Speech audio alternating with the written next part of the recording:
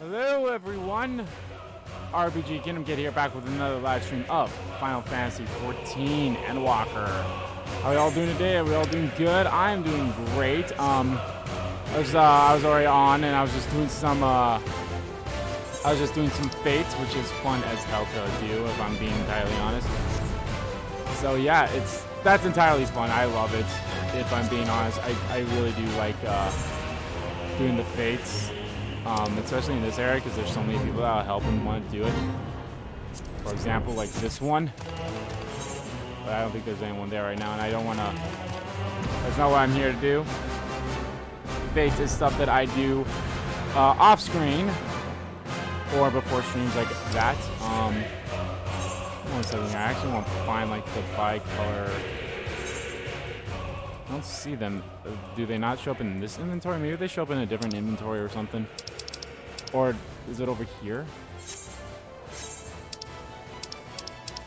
Oh, because I don't see anything that's more than like 14, because I literally just, I don't know. It's not a big deal, I suppose, but still. But anyway, guys. Yes, guys, as you all know, I live stream on Tuesdays, Thursdays, and Saturdays at 10 a.m. Central Standard Time. Currently, guys, we will be doing, I guess the Nether Gate, right? Yeah. Currently, guys, we are doing Final Fantasy 14 and Walker until we are done with that. Who knows? We have only 4 more streams left in the year. 4 more times in the stream for me to finish Endwalker with 69 missions left. So, who knows? I think we could get it done if, you know, cutscenes aren't that long and everything as well.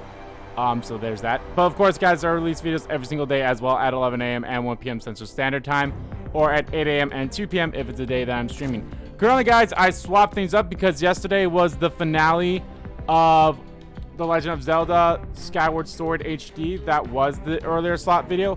Now I'm changing it up. Shin Megami Tensei 5 is now the video that is going to be coming out earlier in the day.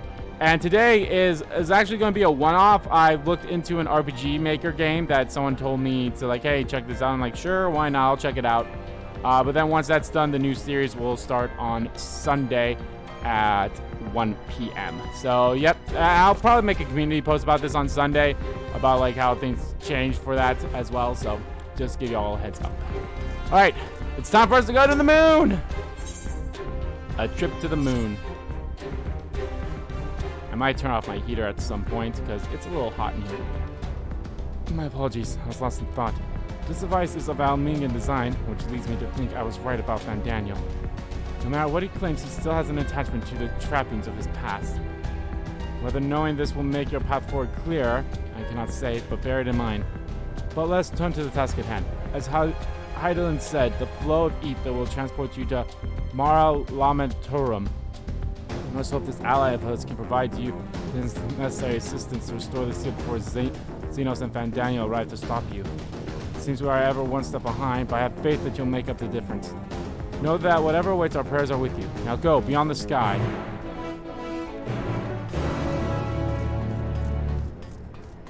Here we go.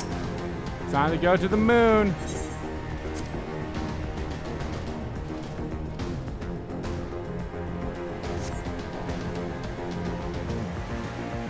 Cutscene plays, I'm gonna just quickly go turn off my heater. I know long okay, yep, I'm gonna be there. Be right back. Forged to imprison an elder primal.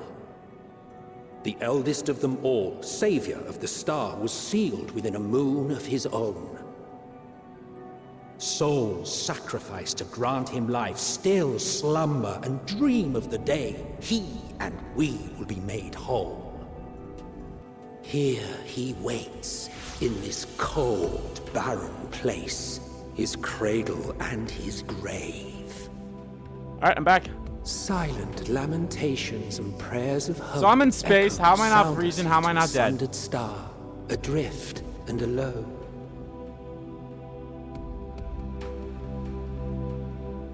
Mare Lametorum. You. With me. Heidelin's champion.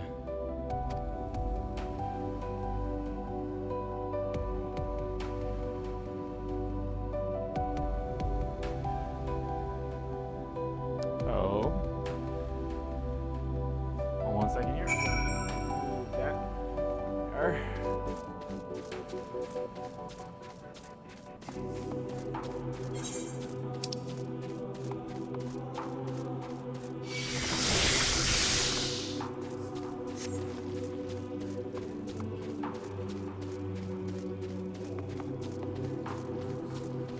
Man, if I'm being entirely honest, I probably would have gone on just a little bit further in the next video if I knew I was going to get a thing here.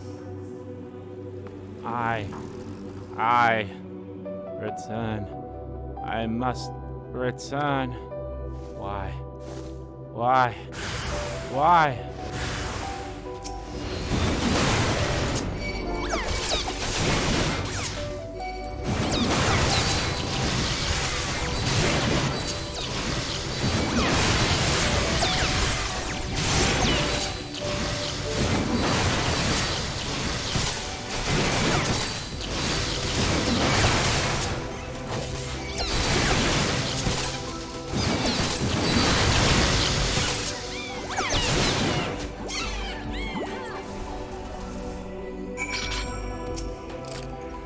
Home. I want. I need.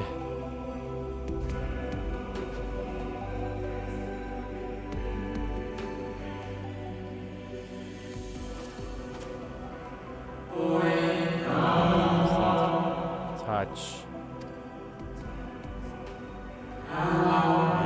Cerulean halls. Find me.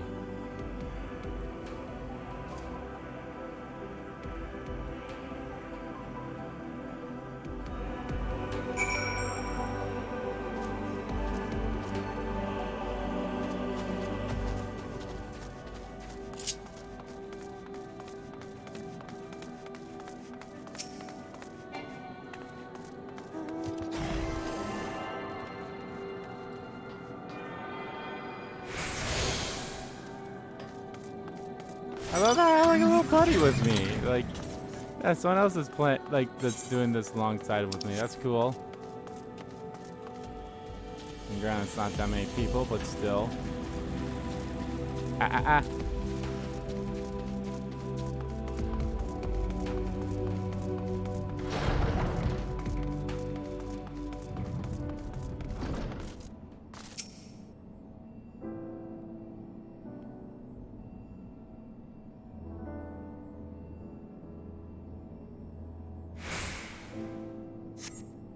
No steps echo throughout this looming spire save your own, but you nevertheless sense a presence above.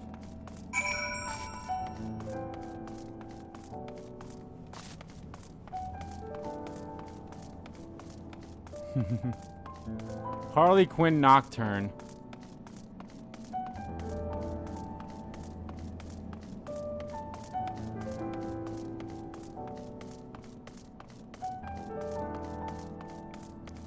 I'll definitely get a level up after the next mission.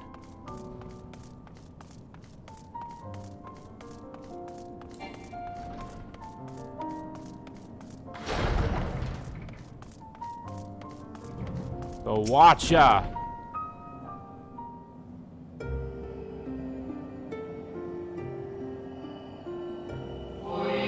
Apologies. I've been preoccupied for quite some time and am out of practice at conversation. Ever since this moon was created by Heidelin, I have served as an integral part. I am the Watcher. I am responsible for the prisoner and the devices that hold him fast. That's Zodiark? Zodiark himself, a projection of the moon's core. Though rent asunder by Heidelin, he grows more powerful with every rejoining. 7 have there been, 7 too many. And yet, for all his servant's machinations, he remains incomplete. The fallen are beyond salvation. No attempt will be made to free Zodiark, not until he is whole once more. But someone has taken action. The shackles that hold him nearly shattered. 6 blocks of his jail, great and grand. Forgot that's how you spell jail in some places. Granitoon sword stricken deep, brands to bind Zodiark forevermore. 5 were destroyed by his would-be liberator. 1 of these I have restored. I strive to mend the remaining 4, my efforts are being impeded.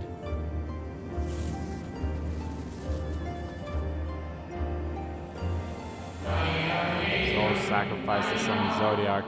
The manifestation quest of the waning seal. They labor and oppress into my work. They must be expelled for the preservation of all. Keeping Zodiark in prison is the right thing to do. I will aid you. I restore to expelling them if all else fails. Keeping Zodiark in prison is that what's meant to be done.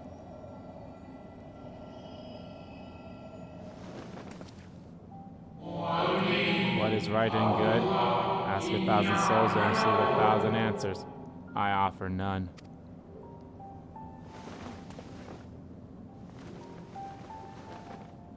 I am the watcher and the jailer. I am not the judge. Know this. Hydaelyn commands the forces of stasis, and this moon is the product of such power. So long as Zodiark remains imprisoned in this place, no more sacrifice will be made in his name, nor will those souls render up to his name fade into oblivion. Oh. Go, meet with these wandering spirits. Do what you think is right.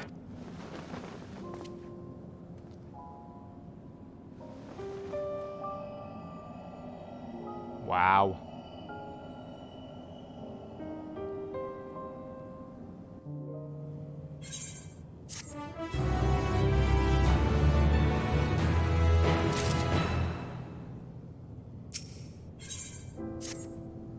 You must confront those lost souls, yes, but you need to not expel them by might of arms. A feather touch, a firm word, simple methods may send them away, faint echoes as they are. Where the strength of sentiment that drives them, however, emotions that do not fade even with the passage of centuries. And make haste, though you distant, unwelcome guests draw near.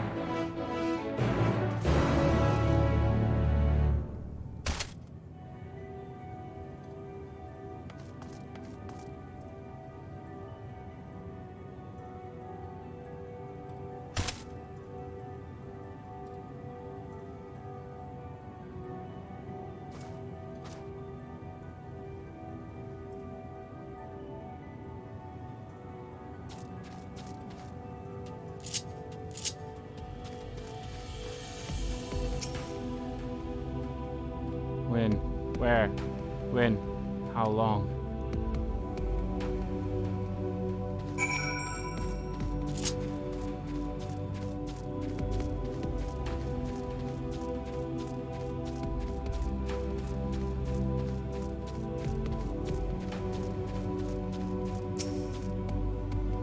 Was it truly so long ago?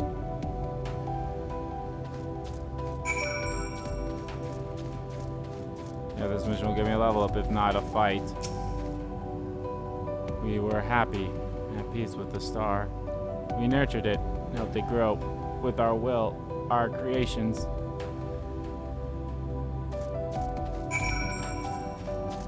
Oh, that's the next one to go to.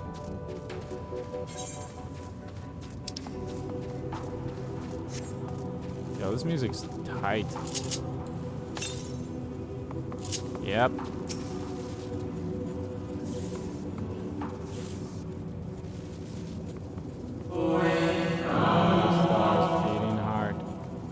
Life. Every soul a drop of blood flowing through its veins. To learn, to create, to make better.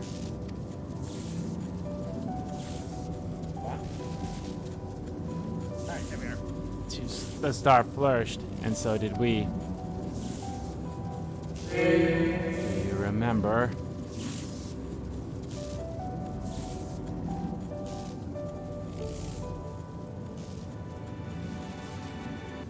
As the whispers die, the final spear fades. The shadows of time lost long remain around the drowning brand.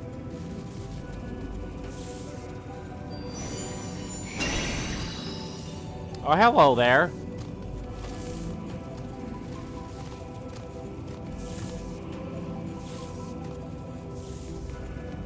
Can I get you as a companion?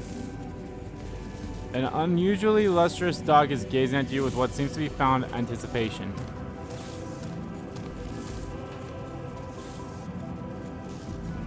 He appears to be waiting for you to follow it.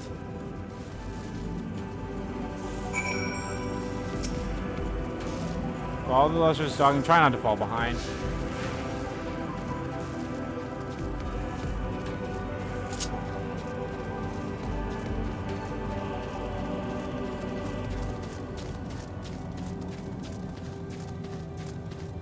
Is Zodiark watching me? It's hard to tell.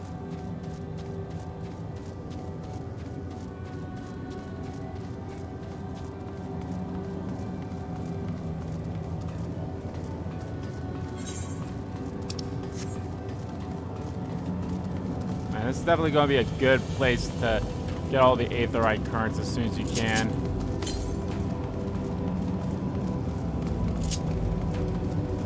I mean, just looking at that right away with the...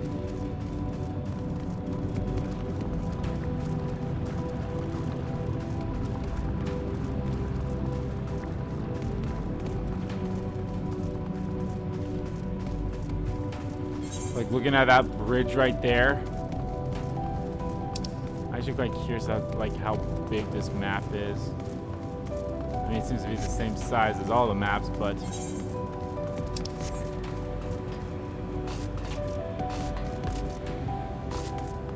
What are you doing, dumbass?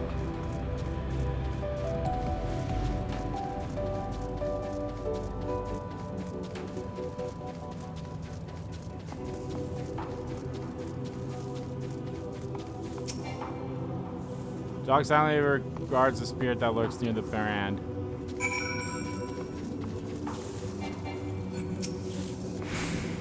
We and the star were fulfilled. Wanted for naught, mourned for naught. So why? Why did it have to end?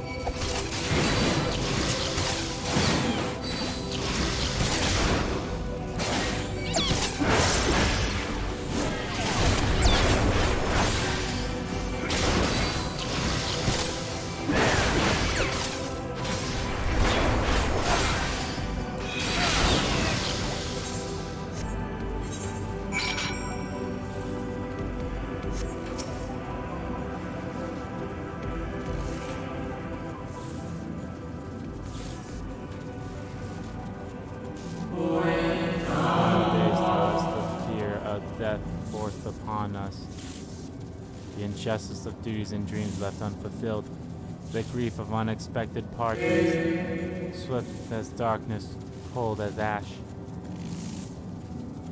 Such tragedy, yet no catharsis, such truth, yet no consolation.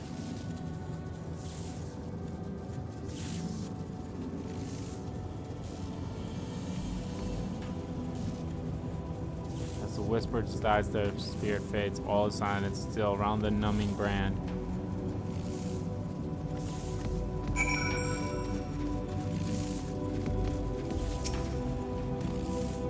Ferocious dog is once again standing as you expectedly, and who are you to deny it? Fall and try not to fall behind.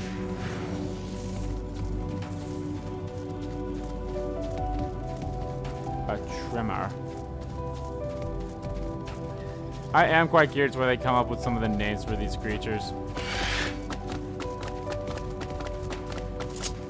I do like the music for the moon.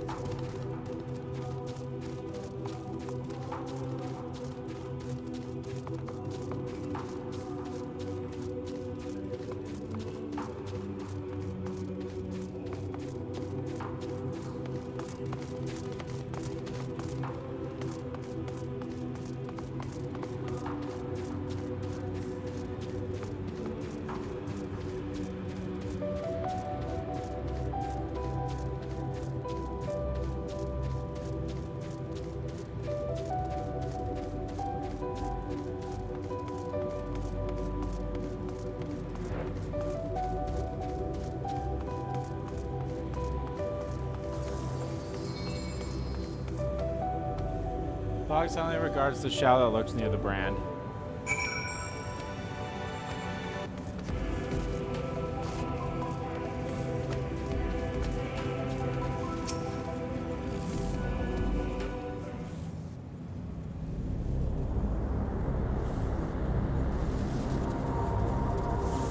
Our protection came crumbling down. Such overwhelming despair.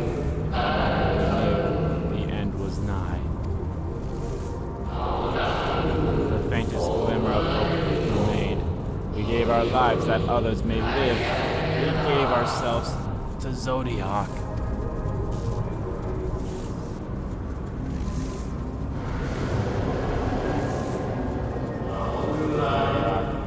Our Lord and Savior.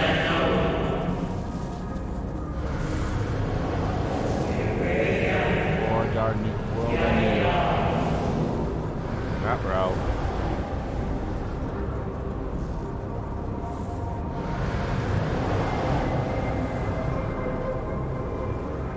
Our spirits here.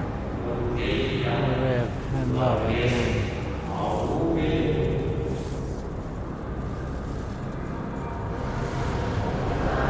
Someone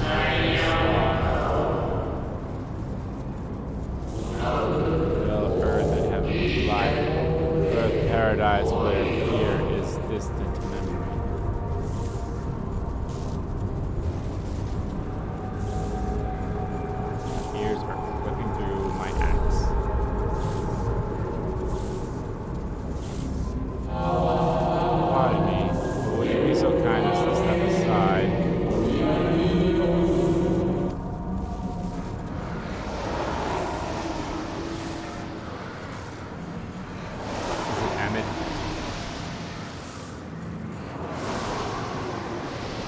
Was that our buddy that we met in, I can't remember the place?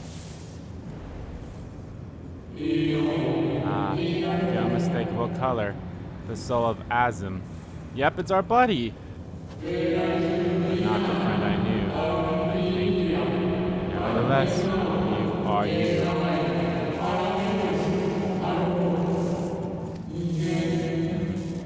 So I meant for you to have it. Shelf. So surprised. Why might that be?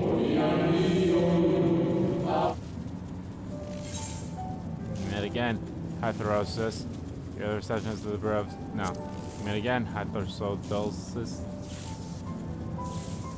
Again. I do not believe I have yet had the pleasure.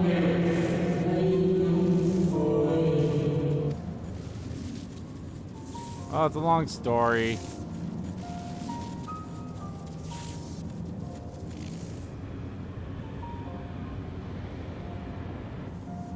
I'm selected to the shade in my likeness. Not only me, but all of Amarat. How very like him.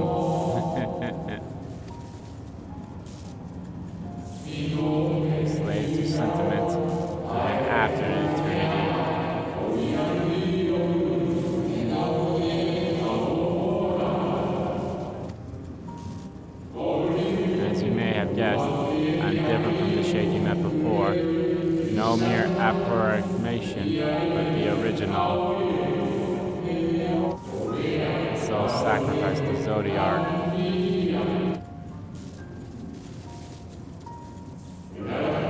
We remember in vivid detail the events leading to our purgatory. The plans and plots of our resurrection, Hyland's intervention, and Zodiark's and the stars' final state. And then we drifted in a waking dream, our minds steeped in fog, until you came. I know not what you and your friends intend of Zodiark or the future of the star. Nevertheless,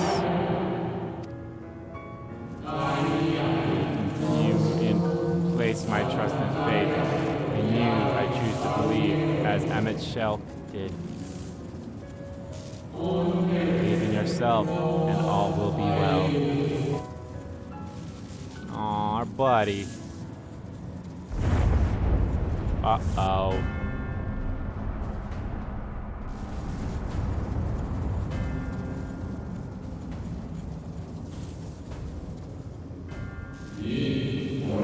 More new arrivals, though.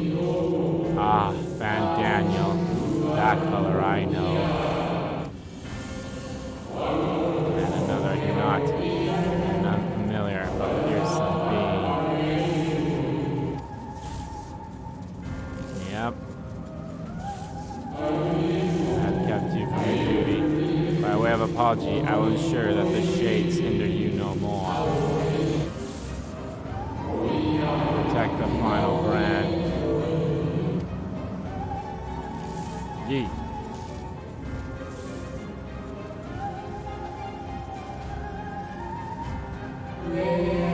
Very well, my new old friend. Oh, that's what he said too.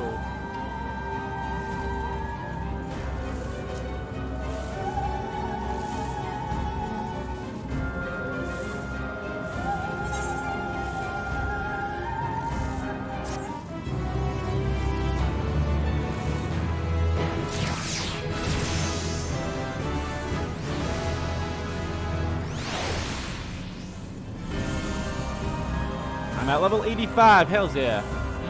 That's my friend! That's my friend who was with me.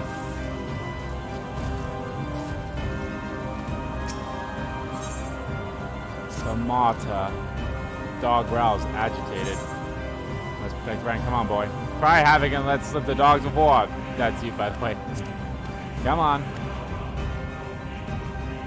Dog nudges you with his nose. You get the feeling it wants you to hop on.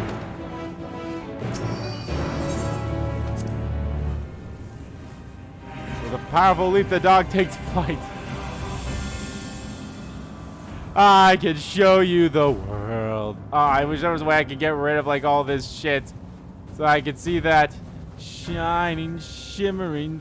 What the hell is that over there? That's a moon cannon.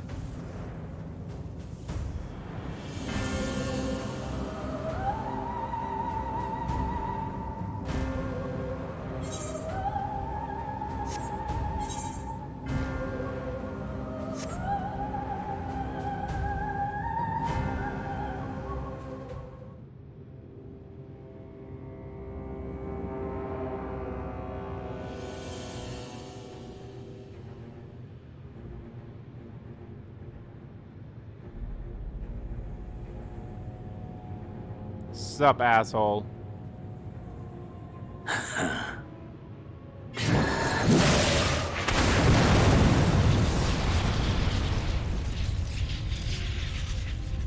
Why'd you park me so far away from the thing, dog?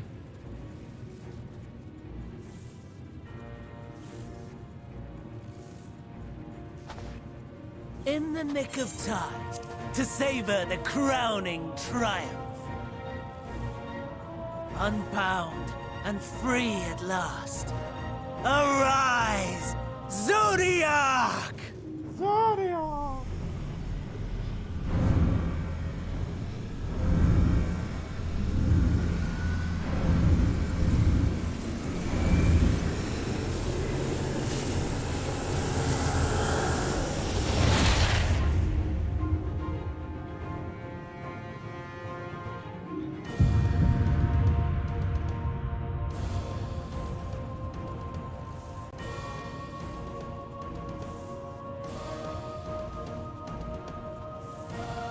deprived of heart and will by the loss of dearest Elidibus.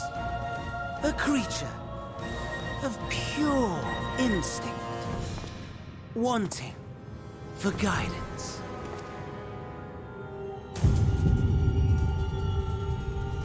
But powerful, oh so powerful.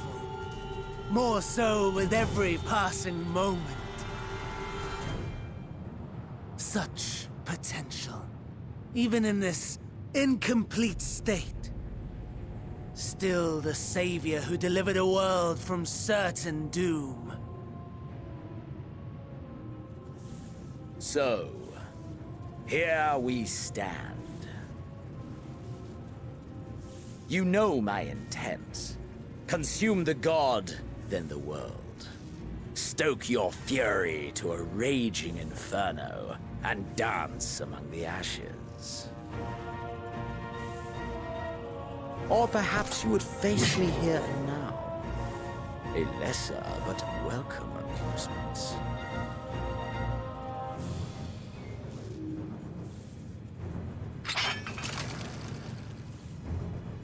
Yes. A taste to whet the appetite.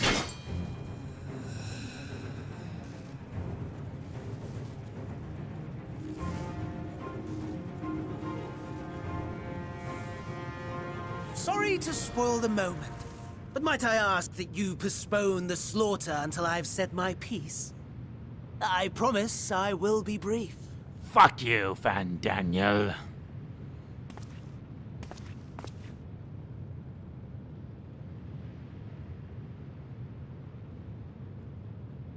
Do you remember when I told you that I wanted to die and take everyone with me? I meant it.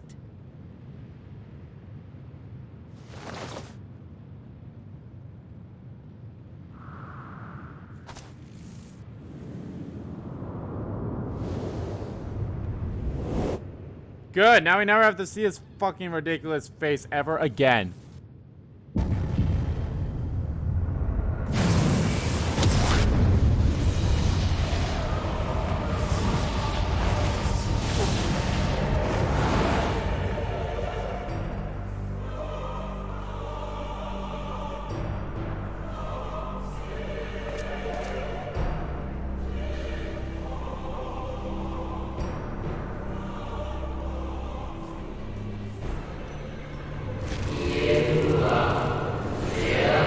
Savior. Okay, those faces are a little off-putting. We are the god. Natural order. It's a lot of Asian mass. Another motto. Restorer of new beginnings. We are Zodiark.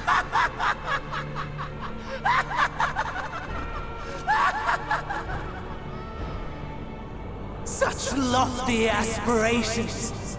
And what sweet irony that the world's saviors will become the agents of its destruction!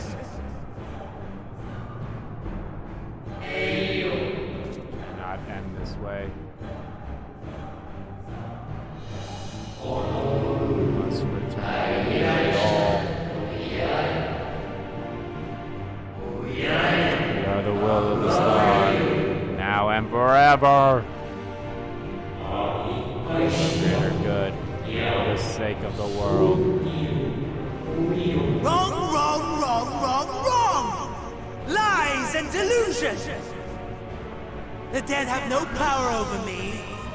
You will be silent. Silent as the grave!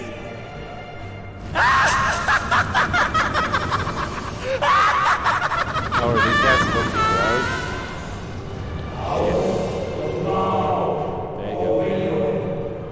Is that my friend there?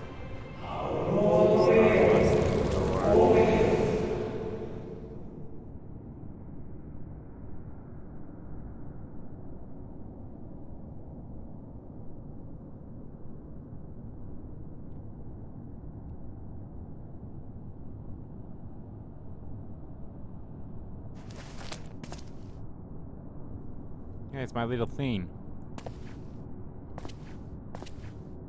Believe and walk in faith. Let the light of your soul shine for all to see. Emmett! Emmett! Not quite the outcome you'd imagined, but a fitting one nonetheless. Is that Emmett, or is that our friend? Don't you think so, Hades? Yeah, that's our friend. Hades is Emmett. That's our friend. That's the high balabalo.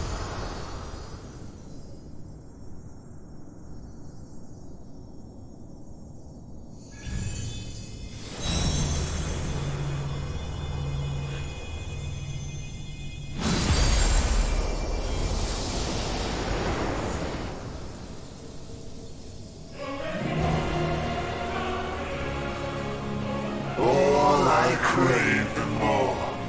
Boundless power. Mine to command. That's Zodiark, huh?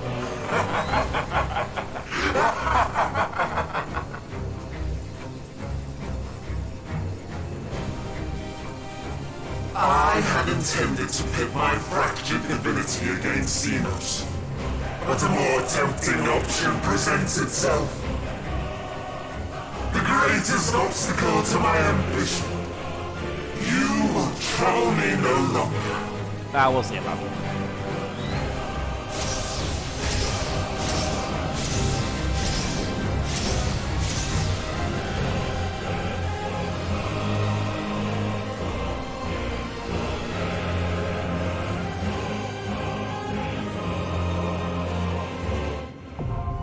The dark inside, now accessible.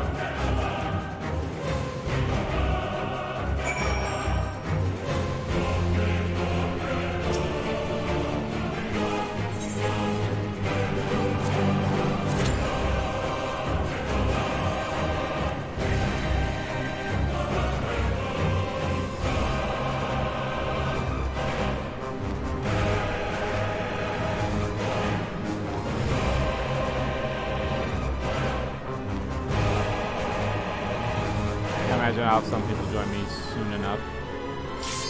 There we go. Boom. I wonder if that one person who was like basically on the same route as me is with me as well.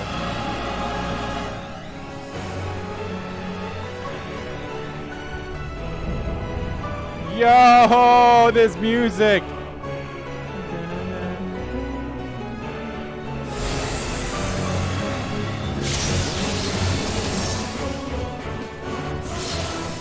Establishing connection. All creation shall bend to my will. I don't think that person who was like basically on the same path as me here.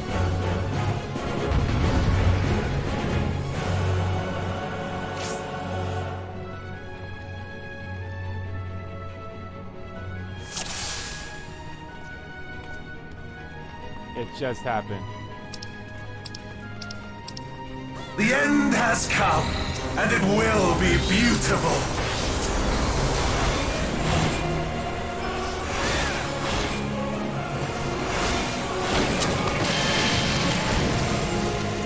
The marbles of Sirius will be playthings. Let's probably put that on.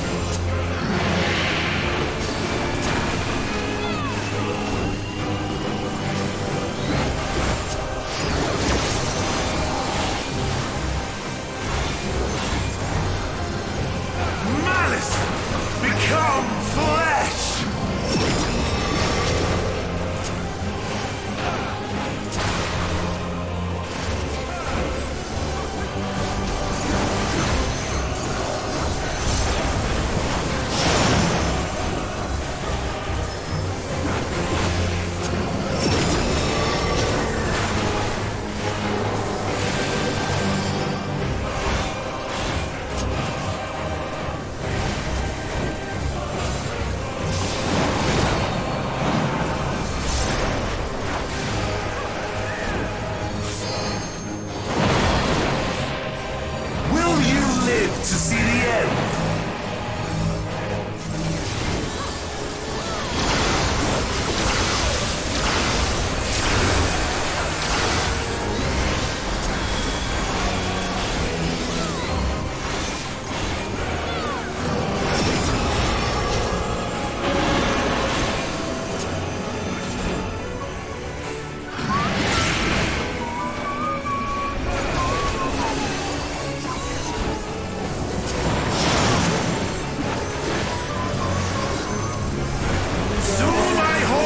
Zodiark shall be complete!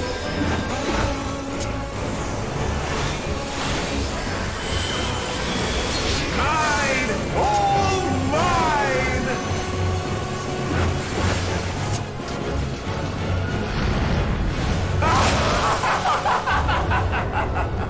With the mash. Oh, hi, handsome.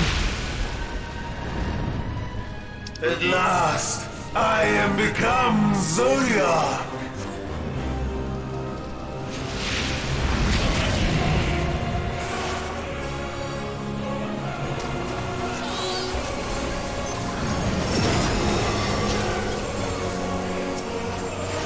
The natural order overturned!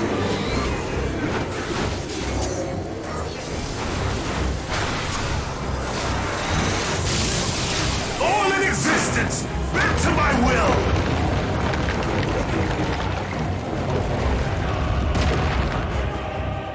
Okay, okay. My life's work! My masterpiece!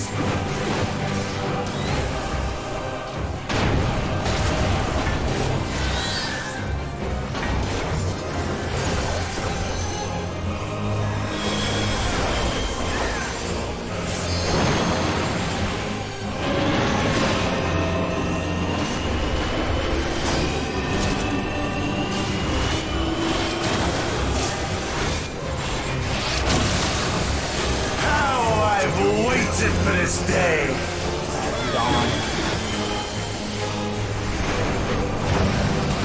Oh no, fuck!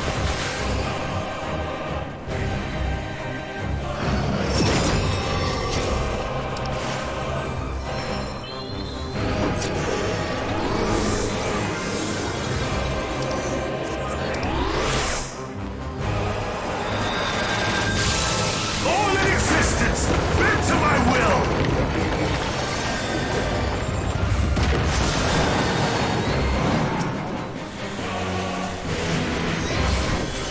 The great cataclysm, faithfully recreated! From broken skies fall tears of flame! All shall burn!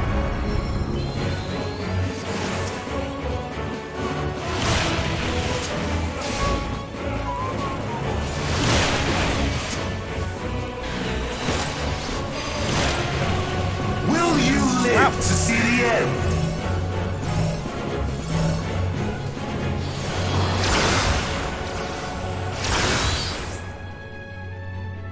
Wow, that was.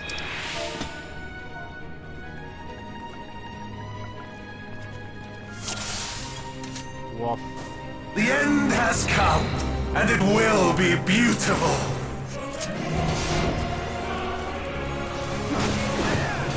Look at the stars. Okay. The marvels timer. No one can be too mad at this.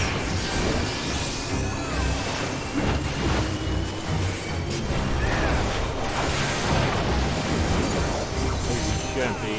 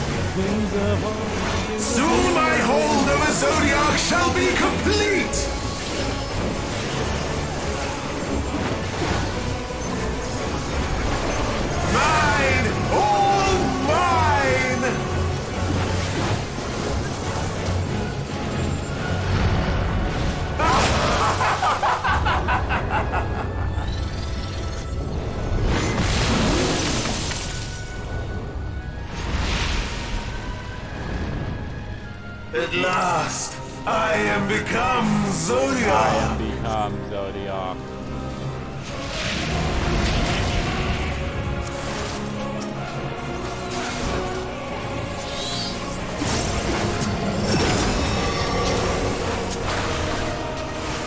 The natural order overturned.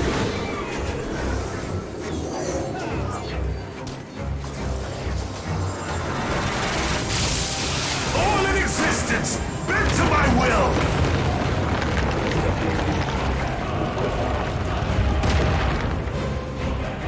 Wow. My life's work, my masterpiece.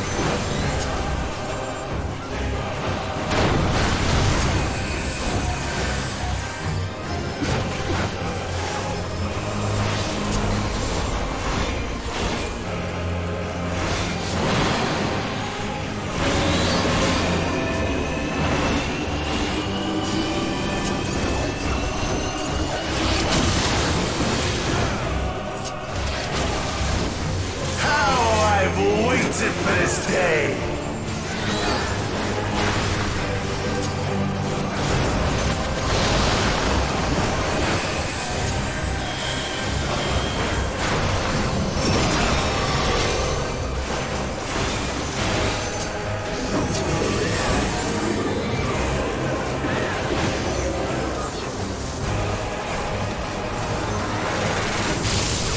All in existence, bent to my will.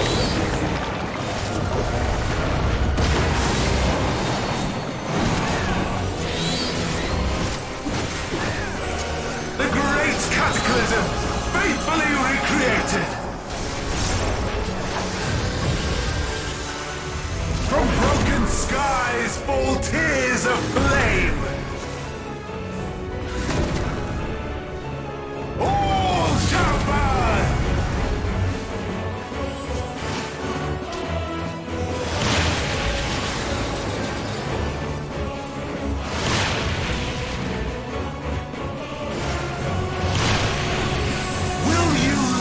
That wasn't so bad.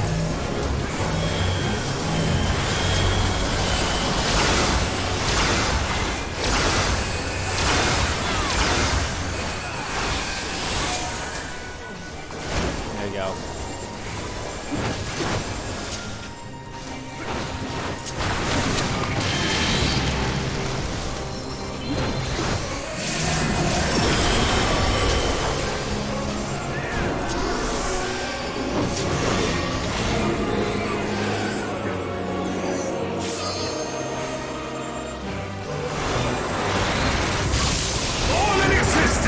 Bent to my will!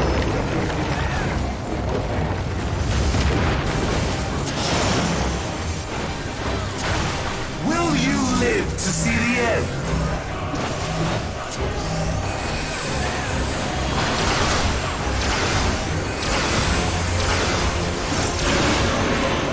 Ow!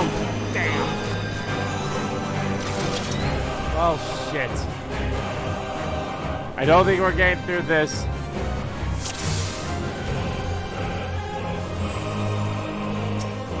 The end has come, and it will be beautiful. I don't think we're getting through all Endwalker with only 4 streams left now.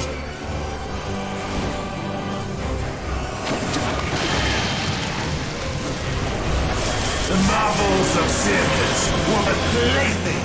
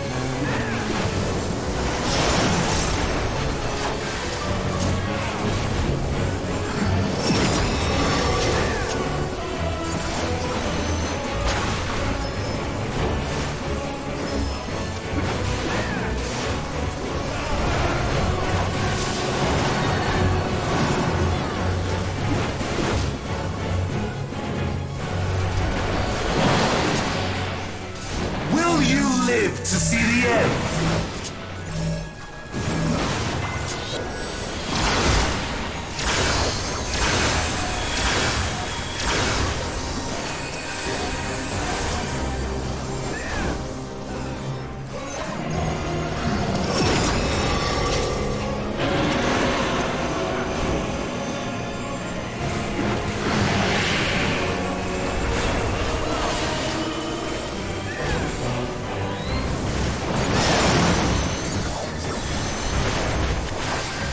Soon my hold over Zodiark shall be complete!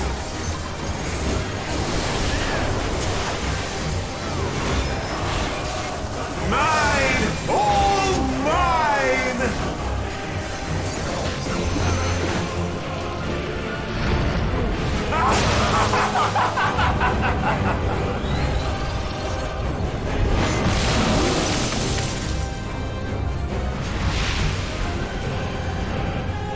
At last, I am become Zodiark.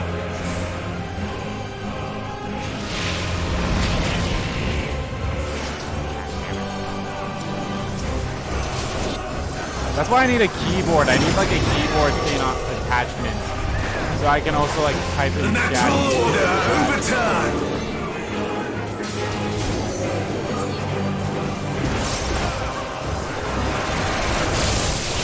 All in existence, bent to my will.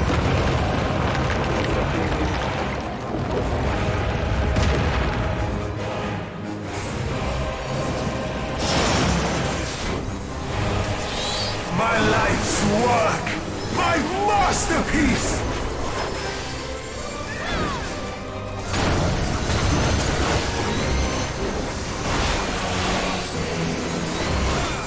So yeah, Final Fantasy.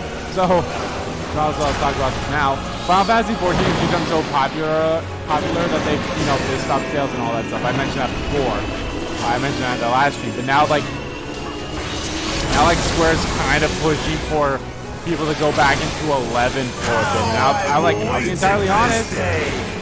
If I had a means of playing it, I would check it out.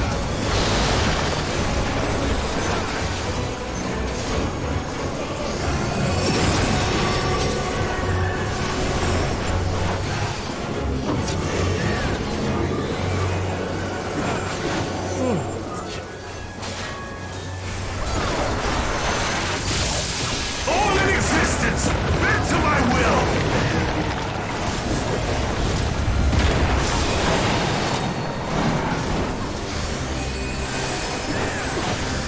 The great cataclysm, faithfully recreated. From broken skies fall tears of flame.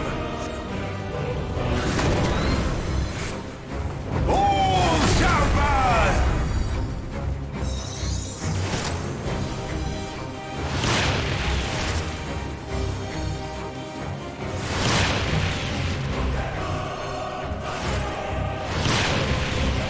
Will you live to see the end?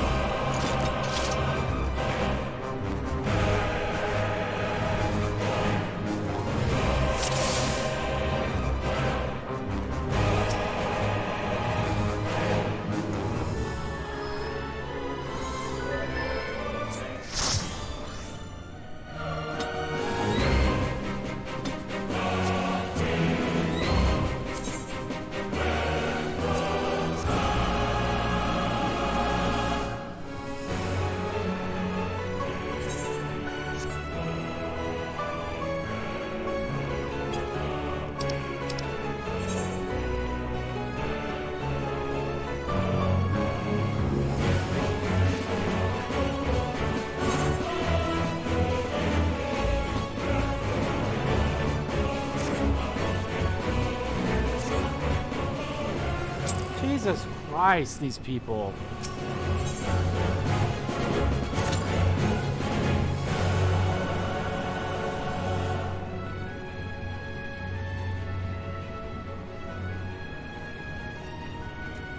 Yeah, I'm for sure not finishing it now because motherfucker. There was a chance. There's like, oh, there's a possibility that I'll be able to, you know, beat the rest of Endwalker with like 4 more streams, plus how much we get done today. But I can't even beat this.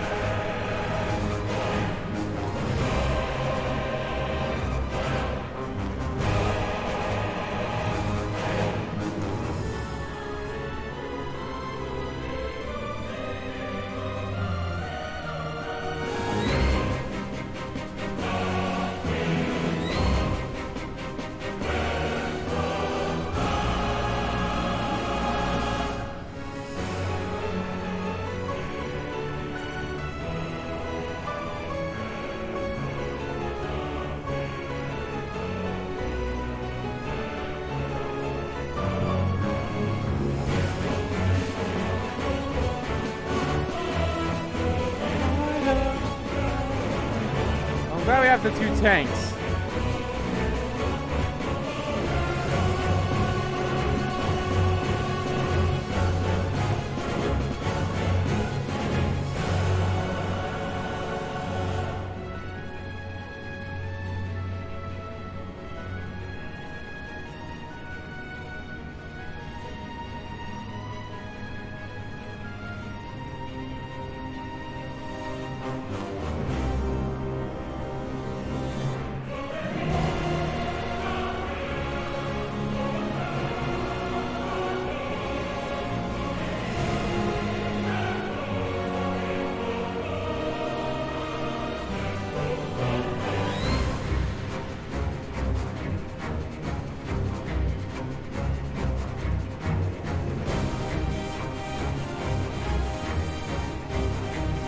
Got the healers, now we just need DPSs.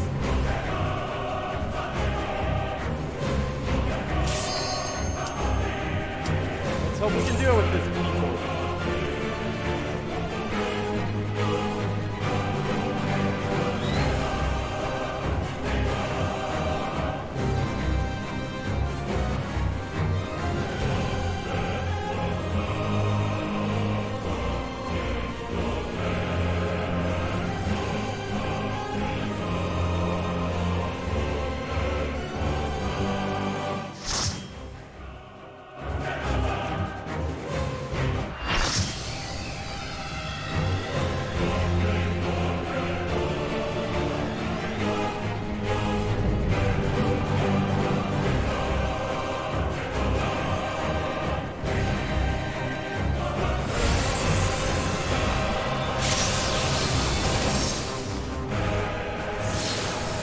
Establishing connection.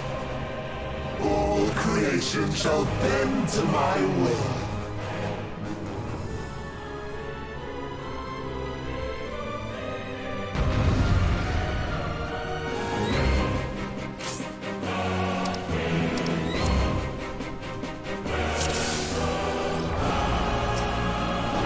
The end has come, and it will be beautiful.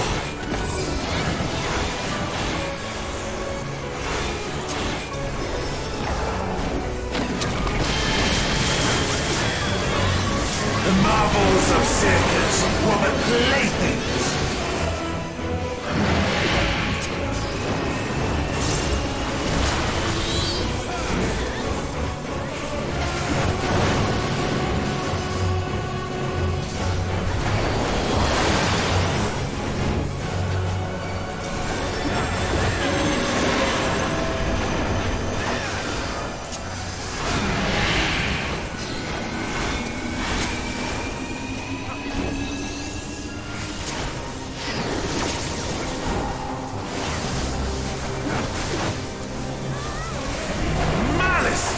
Become flesh!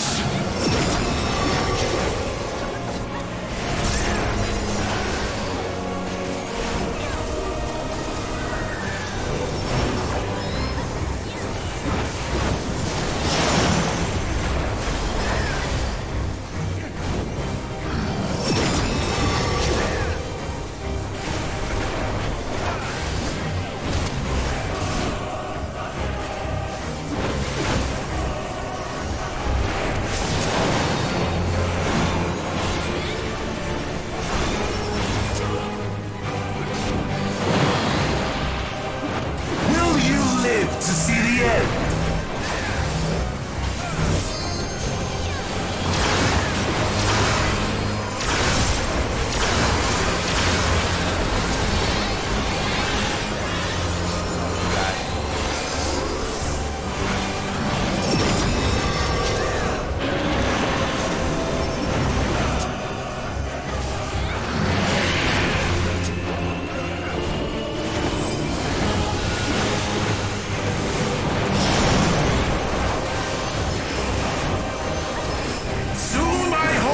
Zodiark shall be complete!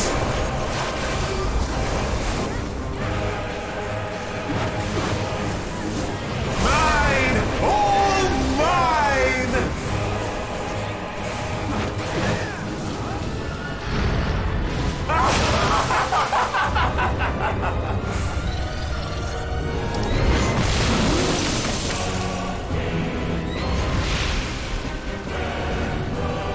At last, I am become Zodiark!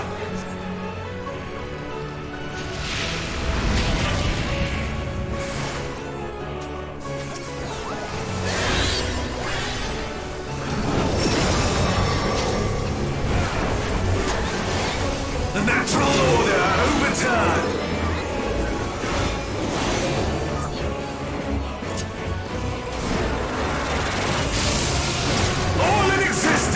Bent to my will!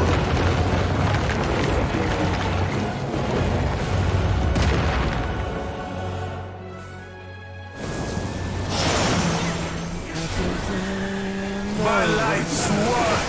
My masterpiece!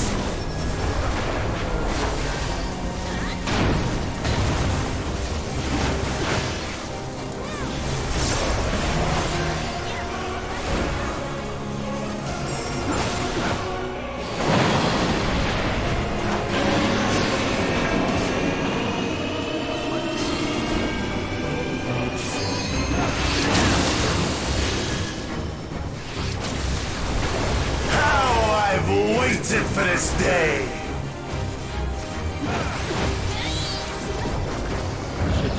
Shit, fuck!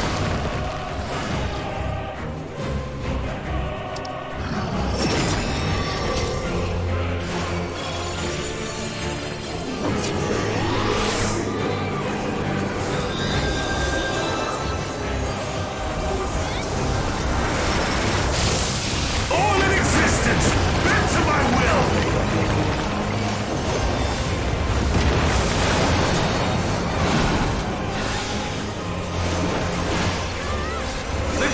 Cataclysm, faithfully recreated! From broken skies fall tears of flame! All shall burn! Oh, damn.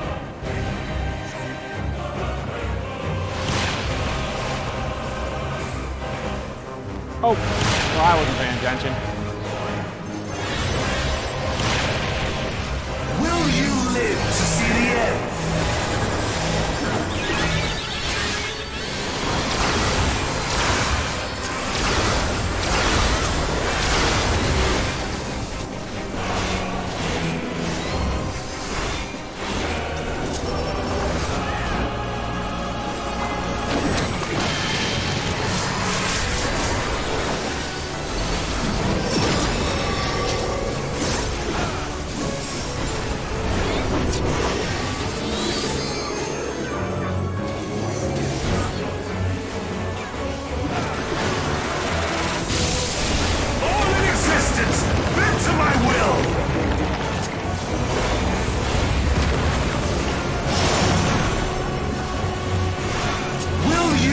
To see the end.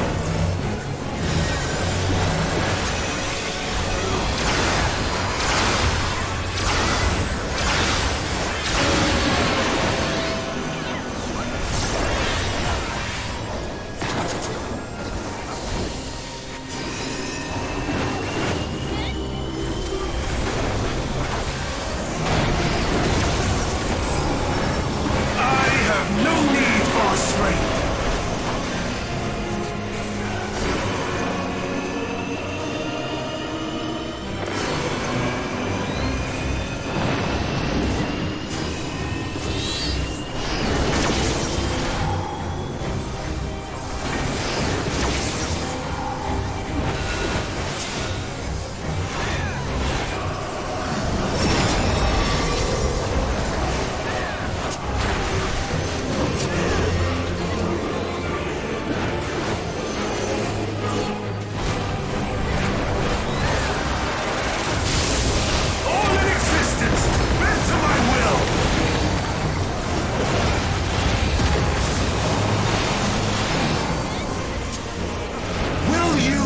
To see the end. Almost had it.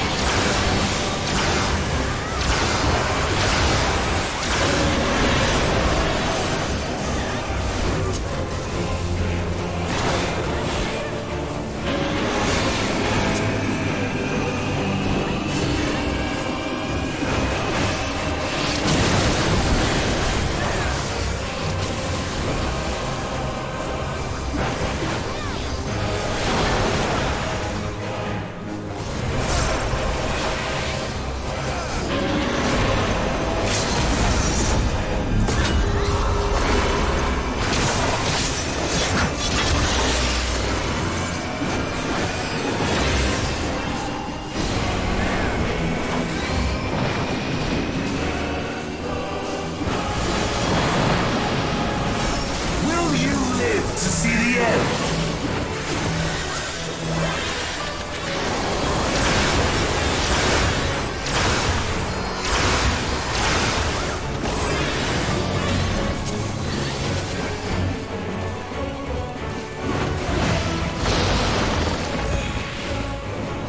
Woo.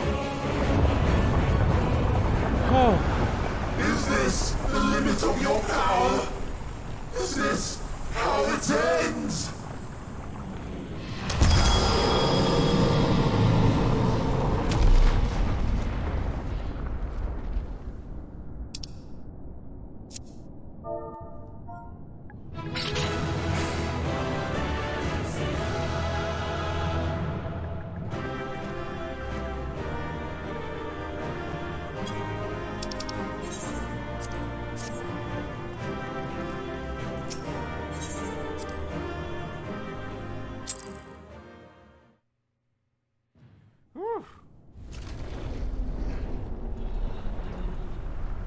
Well, that was something.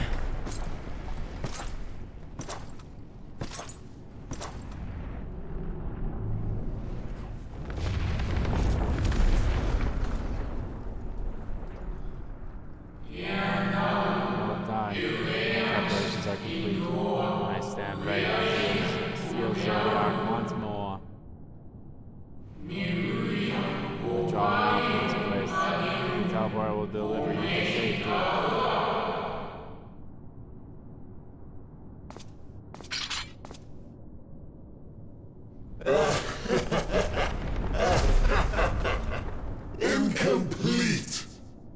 insufficient. Of course he was no match. Once again, you have left my best laid plans in ruins. And played your role to perfection. Thus, sealing my victory. What now?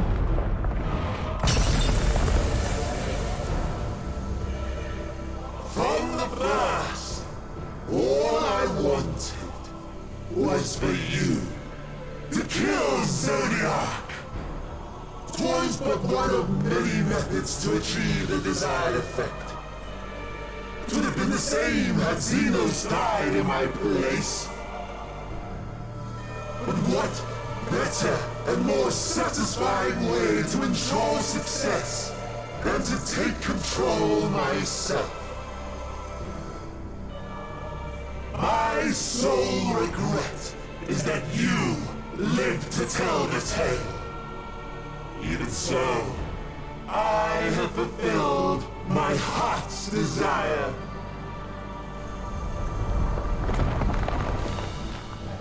Let your murder mark the beginning of the end.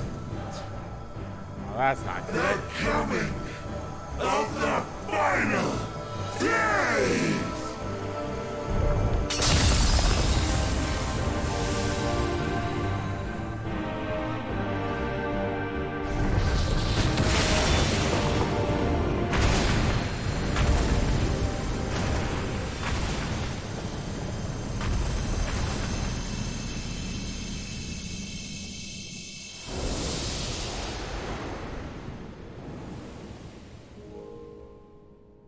How quickly strength fades, and blood cools. Old familiar sensations. So many lives, so many deaths. No different this. I close my eyes and slip into the dreamless slumber. As I say, this is way too soon for it to be, you know, we. A obviously there's way tired more song left. and dance. Routine. Always I wake. But not this time. Nothing left unsaid. Nothing left undone. Inherit my hell. I intone with glee.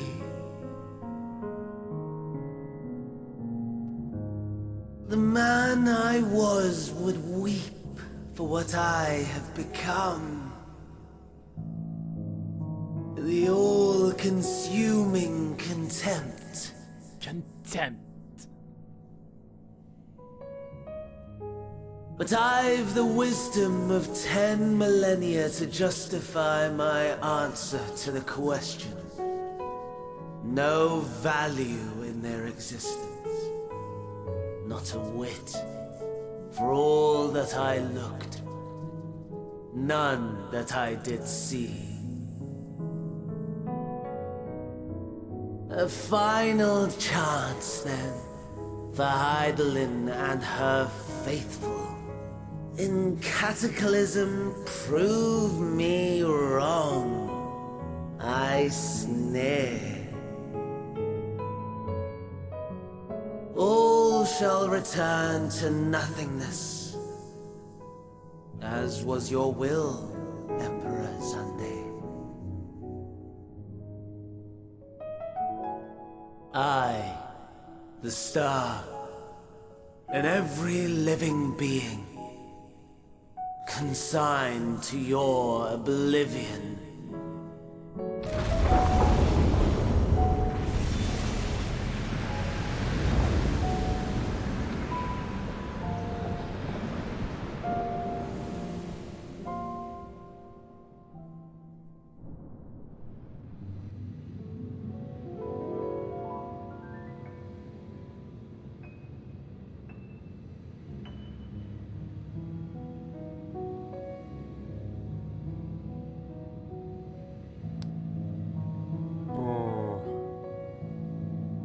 Now what?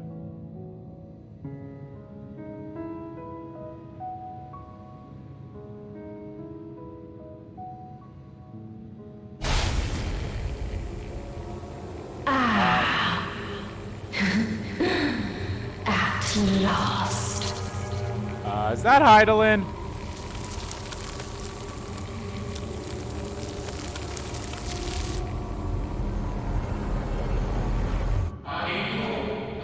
Deep breaths. Slow and steady. Ah!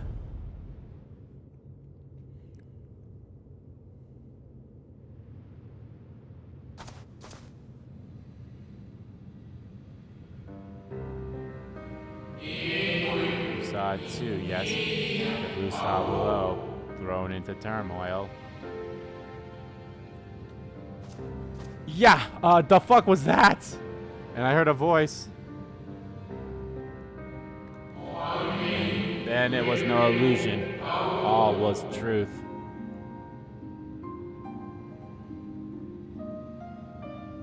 The death of Zodiark, the laws of nature over which he presides, have begun to unravel. The final days are upon us. Whoa! What you witnessed was an omen granted by the Echo, a vision of the horrors to come. Oh, hey, the Echo! Haven't talked about that since like fucking Heaven's Ward.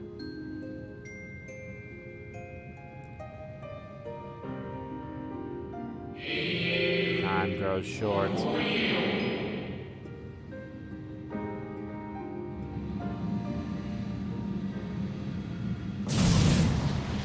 Uh-oh. Is that Xenos? Yep.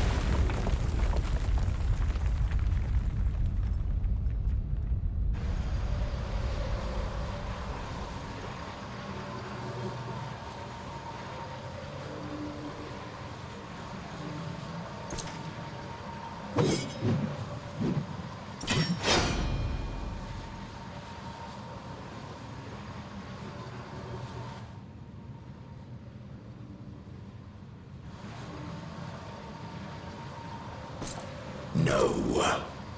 I'll find no fulfillment in a contest with you this day.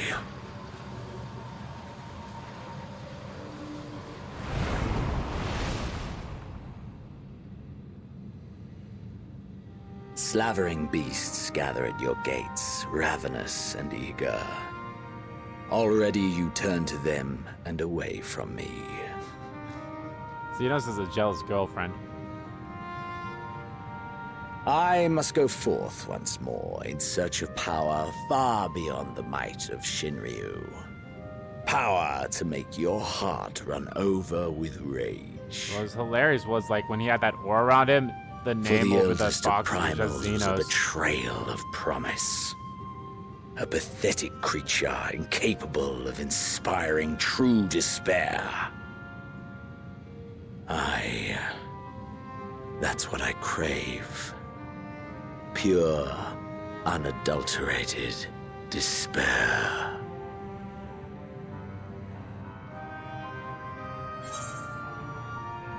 Hope one day. I'll not hope we'll win that day.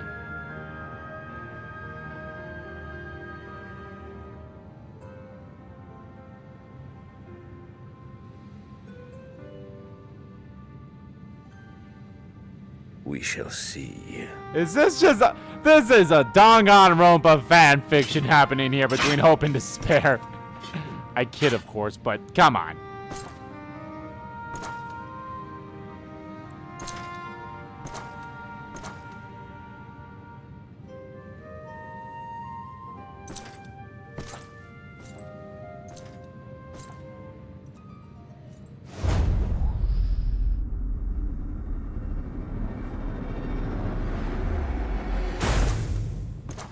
Huh.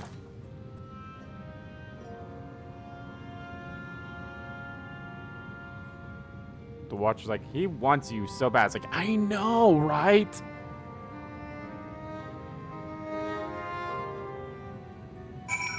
So I fucked up. I sense his presence on the moon no longer. If you need not follow, then I beg you stay and listen to what I have to tell you of Zodiark and the end of all things. Rise up through the night.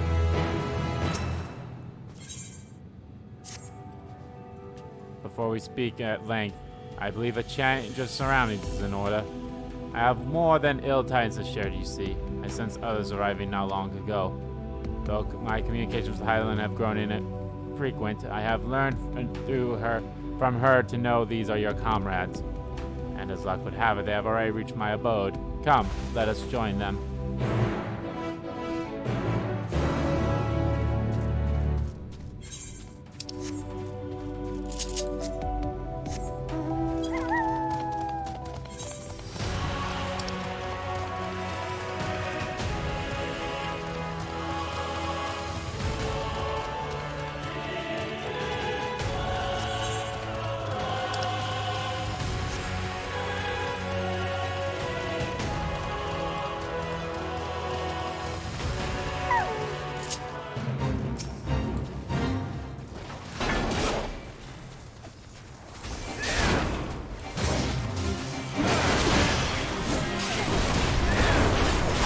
It shouldn't take too long.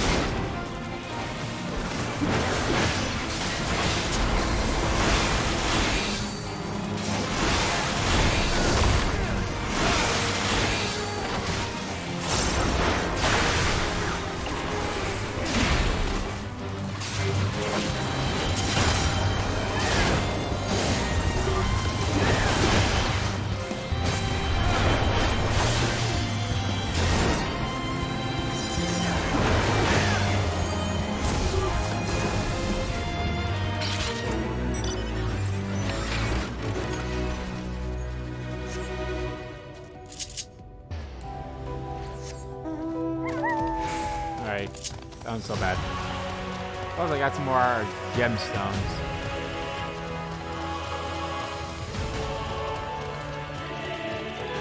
And plus, the more fates I do, the closer I get to completing over fucking about 3,000 of them. Ah, just you three?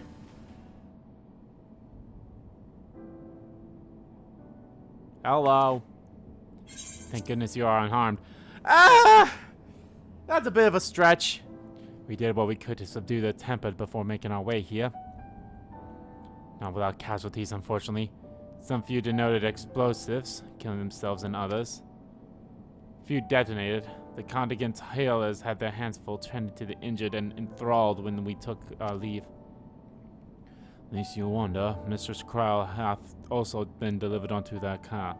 Serving as a conduit for Hydaelyn's power has taken its toll, but she will recover in due course.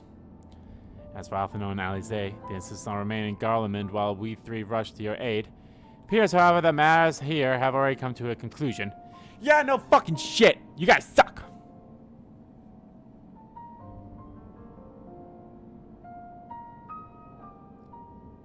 But what matter of conclusion, if I might ask? And is this the ally whom Hydaelyn bade you seek out? He is not unlike the shades of Amaurot. Not unlike, perhaps, but not the same. I was created by Hydaelyn, together with this place. It has been my duty to keep vigil over Zodiark, or rather, it was my duty. I killed Zodiark, but that also seems to have been the catalyst for the end of days, so I fucked up, I guess.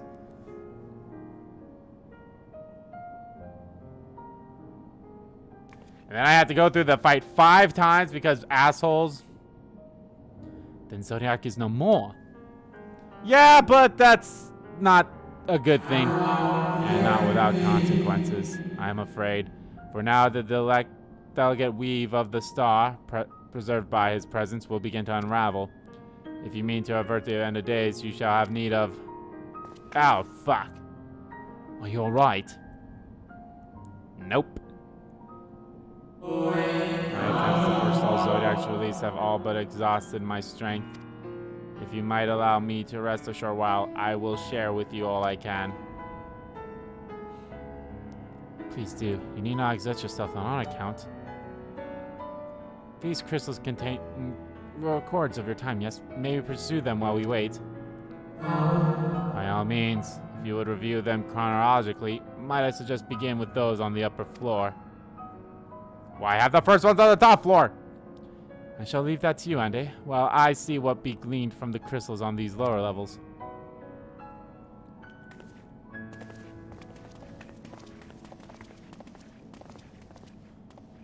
Are you sure you're alright, buddy?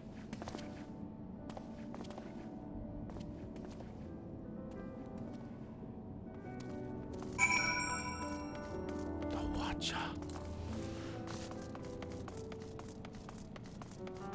This is just a big story of Marvel's what ifs with the Watcher. This is the door. Nope. Well, it might be, but it's a door I can't go in. Dimly glowing crystal. As you gaze into the crystal, ancient knowledge of Zodiac flows through your mind. Daily summary, no abnormalities.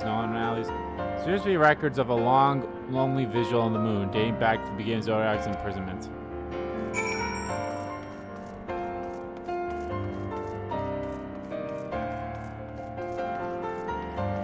This is a... God damn, the soundtrack for this expansion has been phenomenal.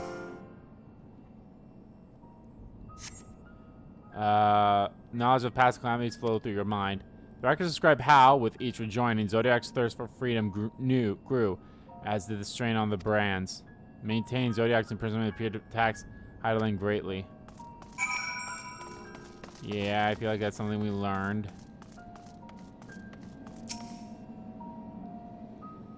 So you gaze at the crystal, knowledge of past rejoins flow through your mind. The records describe the Watcher's efforts to prepare in the event Zodiac broke free from his prison. The records go on to describe maintenance carried out regularly with the Loparites, though it is not clear who or what they are. Oh, the Loparites. Oh, it's the Moon Bunnies. It's the Moon Bunnies. So here's the crystal record. Records note the Watcher's musing when Elizabeth is spotted on the moon, though clearly not for the first time. It is clear he and his brethren have a keen interest in freeing Zodiac from his prison, yet they have made no attempts to destroy the brands. Perhaps they prefer he remain hidden from mortal eyes until the final rejoining. Perhaps they realize we would never dare bring harm to Zodiac, so long as he remains imprisoned.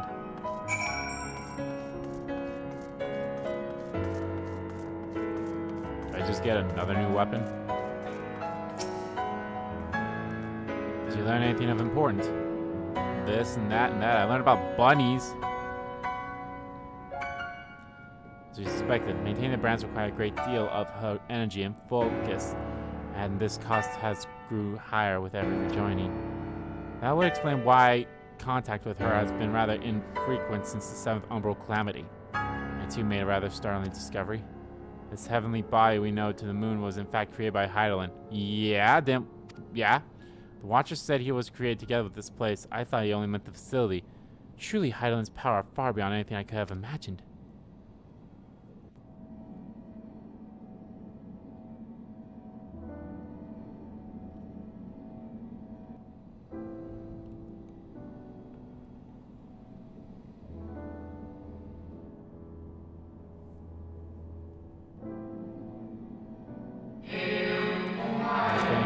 Affording me this short reply.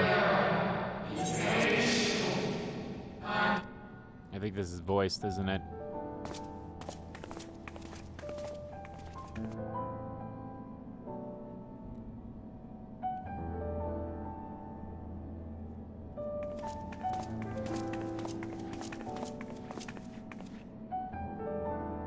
It is we who should thank you. Yeah, that was right. The records stored here are nothing short of extraordinary. There is much we could learn of Zodiark and his imprisonment, but perhaps you could offer us more focused guidance. Pray, tell us of the calamity that came before and comes now again.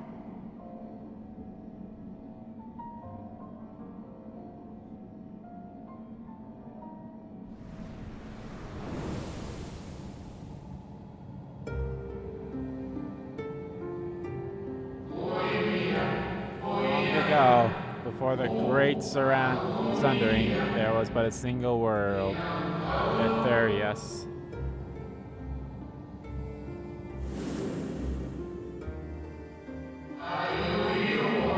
Day, from within the earth, a terrible cry issued forth, affecting a profound change in all manner of life.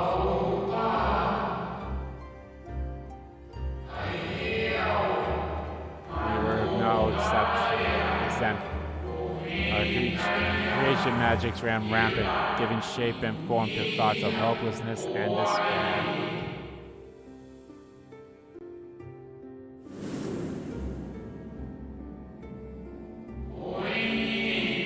At first, the phenomenon was limited to a single region, but quickly, so very quickly, it spread and engulfed the whole star.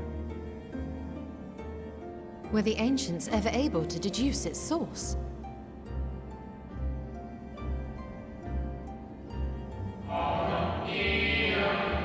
They were not. However, the convocation struck upon a method to predict where next the corruption would manifest.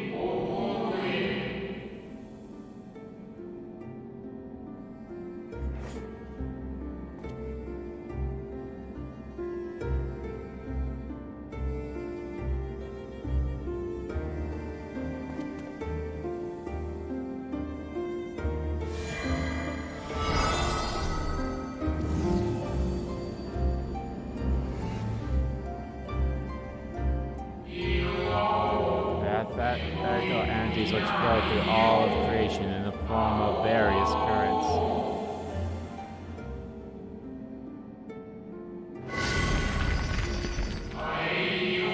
The currents which consume through the land and seas.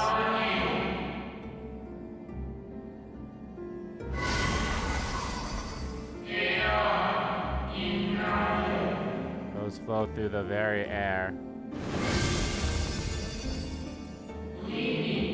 Those of ancestral nature which encompass both our star and this moon.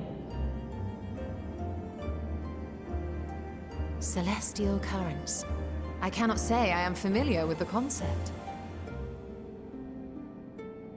Nor would I expect you to be. Few scholars of our time knew of their existences. Existence. Why'd I add more syllables?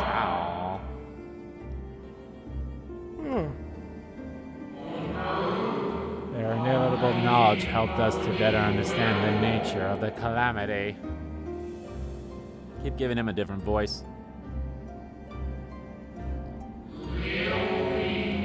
Like the terrestrial ones of earth and air, the celestial currents from a vast network form, but the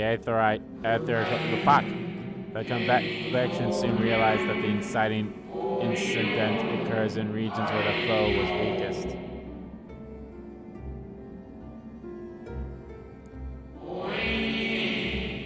Correlation without clear cause, ultimately. Nevertheless, on closer study, a stagnation of ether was observed in nearby currents.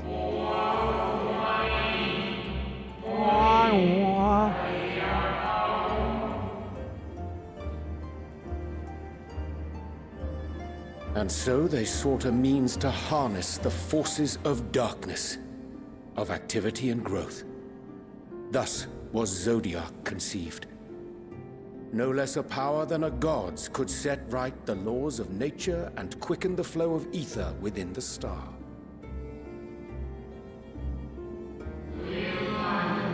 Precisely. With the advent of Zodiark, our end was averted.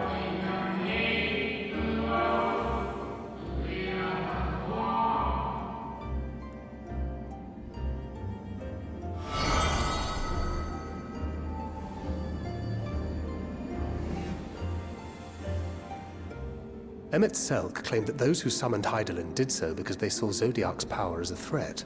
Is that true? Indeed, there was a faction opposed to Zodiark's creation, but their aim was never to unmake him.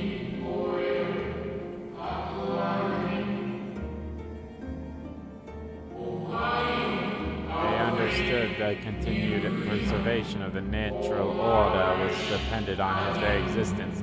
Until we could identify and address the underlying cause of the final days, he would need remain, for his departure would set off motion. Hydaelyn recognized this as well, and so, rather than destroy, she sundered Zodiark herself and to star into lesser reflections, that she might confine him to this place.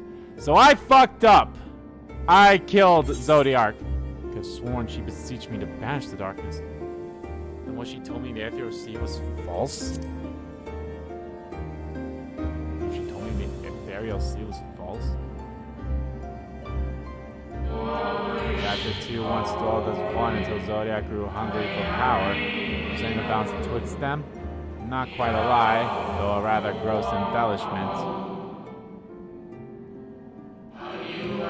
But knowing what you know now, you must surely realize what she might opt to obfess and mislead. Because we gotta fucking kill Hydaelyn now. Hydaelyn and Zodiark are both constructs of man, approximations of perfection, limited by our own imperfections. Yep, gotta kill Hydaelyn.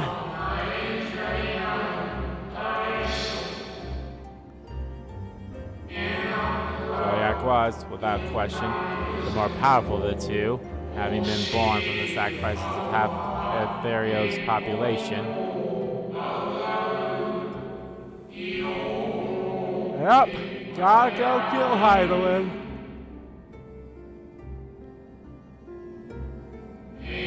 Thus was it necessary for Hydaelyn to commit herself wholly to his defeat. Still more effort was needed to confine him.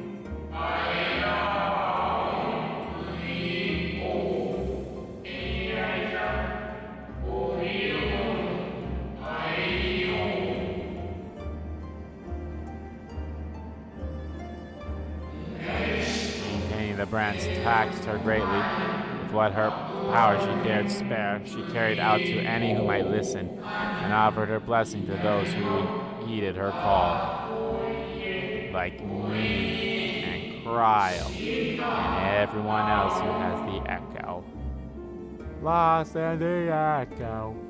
I was likely within her power to do so. I believe she did not wish to speak of Illyrius and her history. Darius?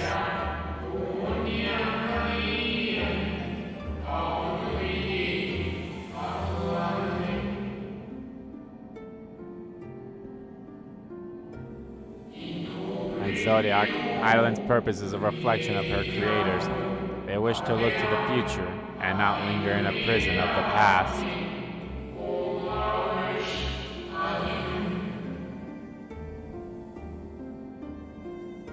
The Ascians set in motion 7 rejoinings before we came to oppose them.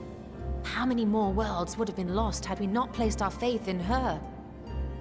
How many more souls living in the present would have been snuffed out for the sake of those long dead?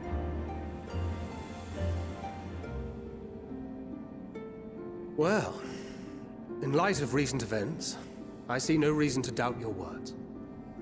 And even if Hydaelyn is not a god in truth, if Minfilia believed that we should trust in her plans, then I choose to do just that. I don't know about that. Which brings me to a rather important question. Let's suppose we try but fail to stop this second coming of the final days. Should the source fall, what will become of the other worlds?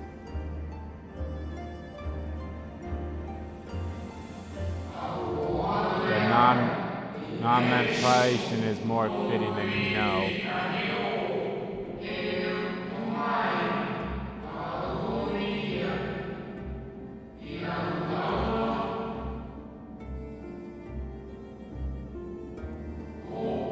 Bring ruin to the source, and its reflections will share in its fate. Yeah, I was about to say, you cut the head off of the serpent, everything else falls.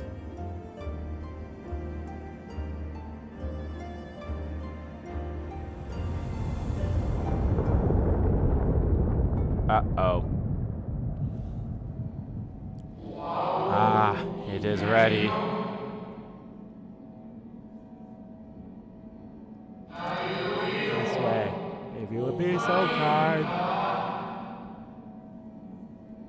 Would you kindly?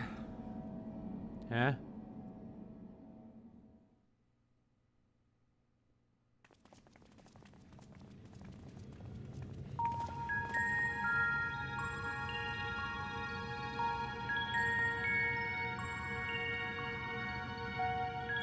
A beautiful sight, is it not?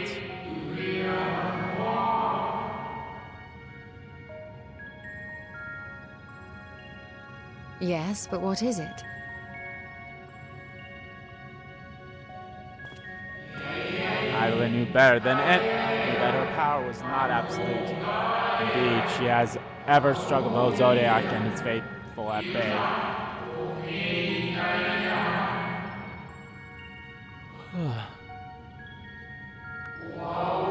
feared the worst and so made preparations. In the event of his demise, there will be a contingency. Contingency, yeah, that's how you spell that. Or say that. This moon is more than a prison. It's a vessel capable of bearing the people of Earthurus to a safe harbor.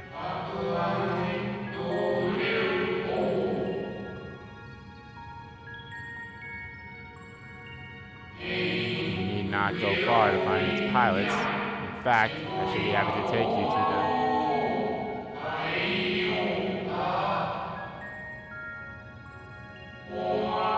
And fulfill my final duty as Watcher in the dark.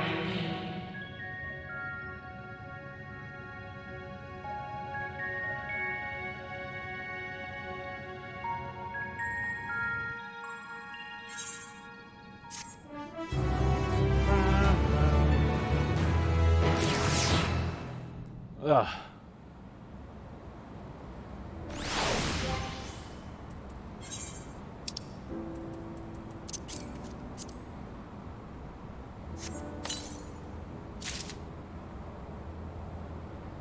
$533.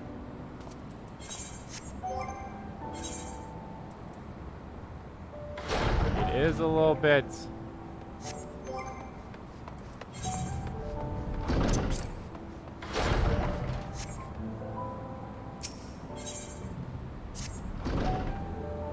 This time, the time has come for you to be on your way. The crater at the heart of Mar Lamanata, where Zodiac was imprisoned, is not so easily traversed, however. Let us call upon Argos, the familiar whom you met earlier. He should have no trouble bearing you across. The doggo? As Hydaelyn created me as the jailer, so too did she create Argos as the guard. It is his nature to appear when needed, and yet he is nowhere to be found. Strange. Mayhap the imbalancing of Aether has affected him. Let us make for the crushing brand, and attempt to call upon him there. You need but recall the path you walked with Argos before, and you will find your way.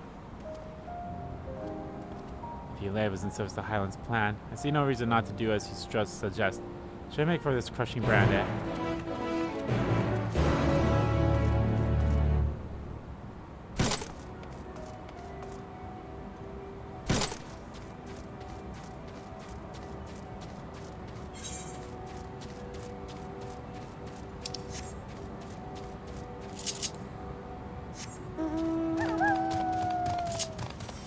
God knows I don't remember the path entirely.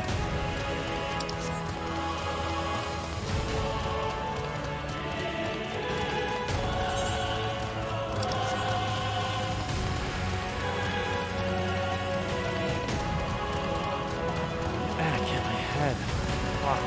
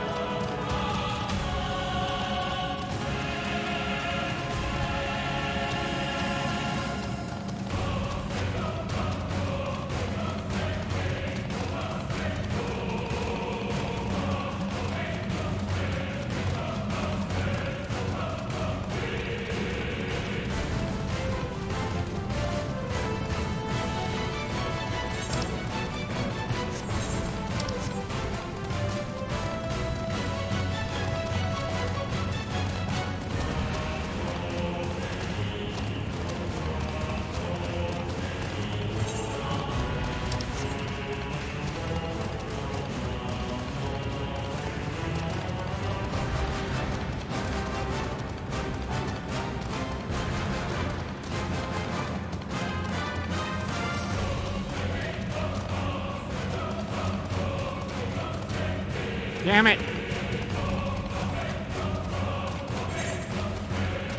Oh. I have to go all the way this way.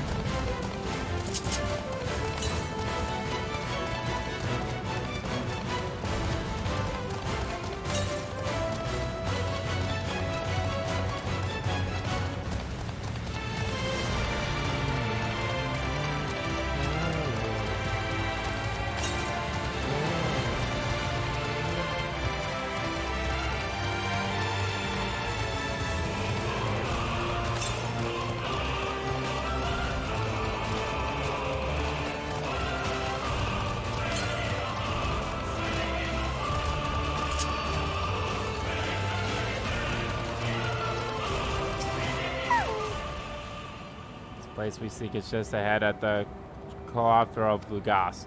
You see, Argos cannot manifest without sufficient concentration of ambient aether. You would be hard-pressed to find a greater confluence than inside this caravan. Fuck! Follow me. Cavern!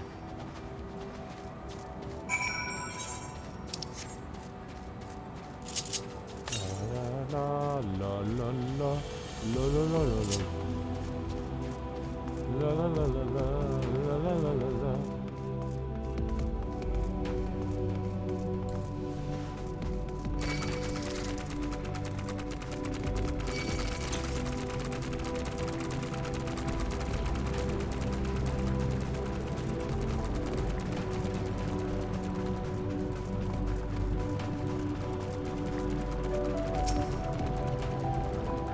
Yes, here will do nicely. The lunar sponge draw aether from the ground, which is then dispersed in the air. At present, however, the ambient energies are not quite sufficient for Argos to manifest. Might you be willing to spare some of your own to help this spongoi along? This spongoi. Lunar sponge. So before I say it again, the music for this is fantastic. La la la la la la. There's the doggo.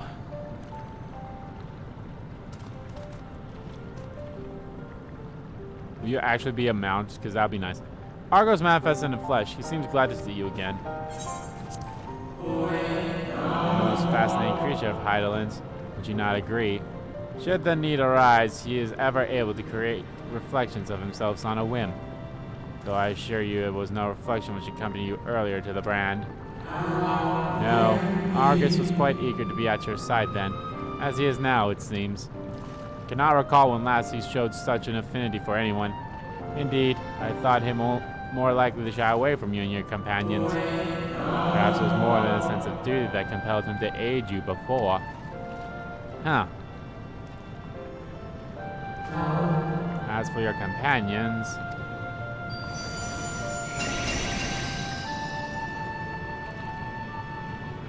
Unexpected, but greatly appreciated. I believe we are all ready. Then let's return outside that you may cross the chasm.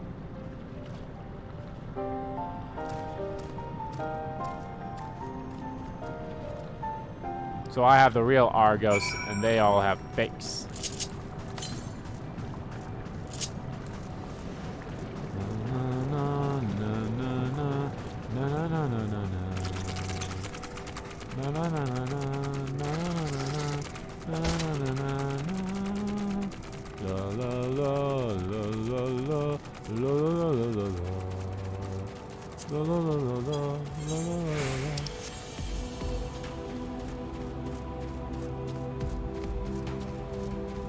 We're coming up to 2 hours here shortly. Means we still got an hour left.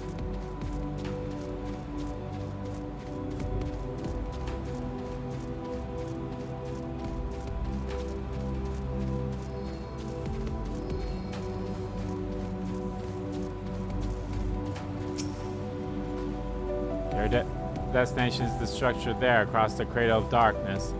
Climb onto Argo's back and he will take care of the rest. Once you arrive, it should not take long to find the ship's crew. The facility is designed to rouse them from their slumber in the event of Zodiark's destruction. Heed their counsel. Together you may guide the star and its people to a kinder fate. This is where we part ways, but know that I shall ever be watching and praying for your success. Our allies' assurance notwithstanding, we cannot be certain what awaits us on the other side. So perhaps it would be best if we did not all go at once. I propose the two of us cross first while Thancred and Rianje wait here. Da na na na na na. Yep.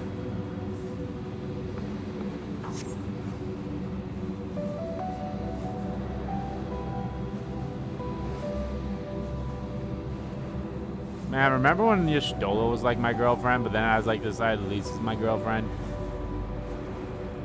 Yeah, that's something I got like right into my canon with my Warrior of Light. Is you know, my whole okay, so you know I started off and then it's like Y'shtola, and then it's like eventually when I became some you know, the thing when I joined the Scions of the Seventh Dawn and such, and then I'd say up until Heaven's Ward, at the end of Heaven's Sword, like Y'shtola and I came to an understanding. It's like, yeah, we don't work together. And then, you know, going all the way up to Stormblood, the events between, like, leading up to Stormblood, not yet, and then, like, throughout Stormblood, that's when me and Lise developed our relationship. The structure is enormous, though that is hardly surprising given the size of the average Amoritan. Apologies for the wait. Right then, let's head inside and oh. Wow, wow, wow, wow.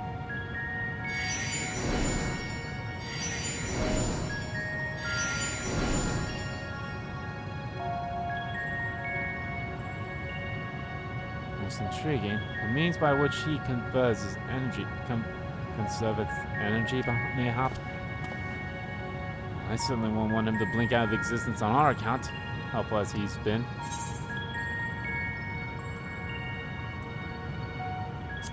Thank you, Argos. Argos is to remain without. Let's not keep him waiting over long.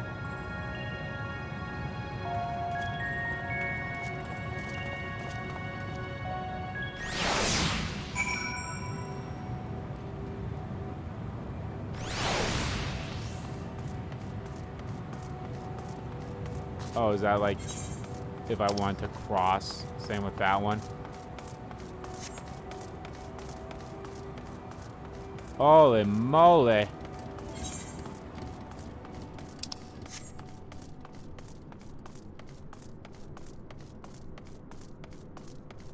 Why do I have to speak with Thancred to end this mission?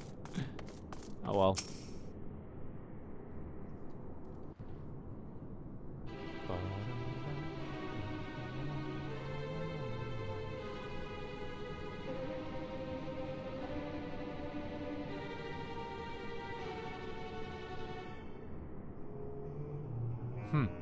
Our moonship pilot should be around here somewhere. Is that right? It's the rabbits!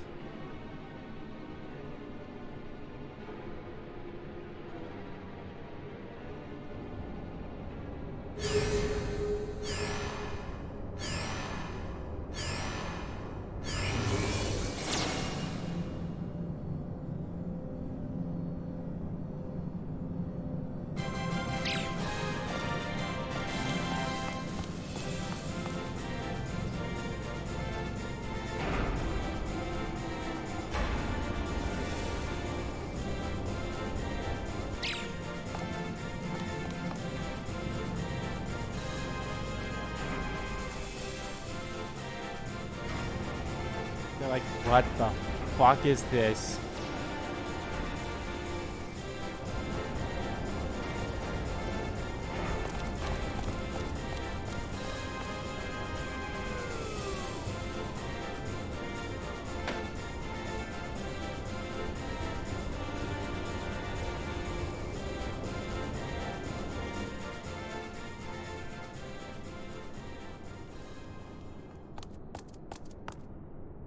Look lively, everyone! I I know. This 1243rd inspection is a mite ahead of schedule, but it is of the utmost importance. For Zodiark, alas, is no more. It's not, Ma. Zodiark is dead. As of now, our mighty moon has a new purpose. To bear the people of Aetherius to safety. Aetherius, okay. Our time has come, my friends.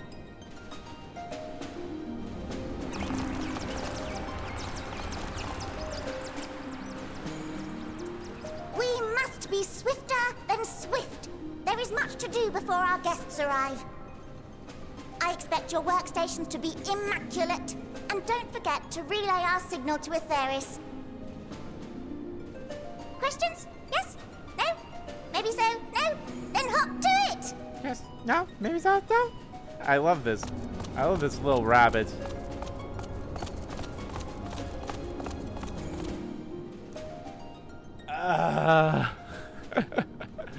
The dumbfounded look on our It's a rather faces. curious crew she hath chosen. Their endearing forms intended to ease the passengers' hearts, perhaps. Perhaps. Perhaps.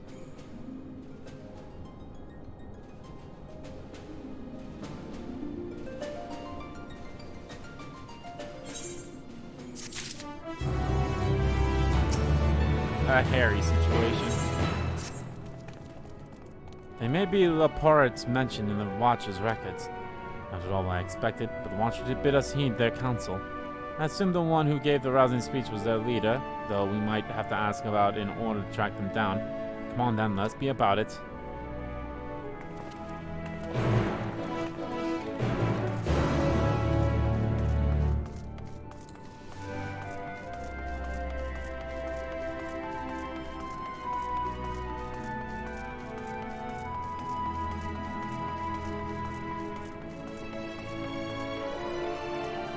Is there a fucking chocobo thing here?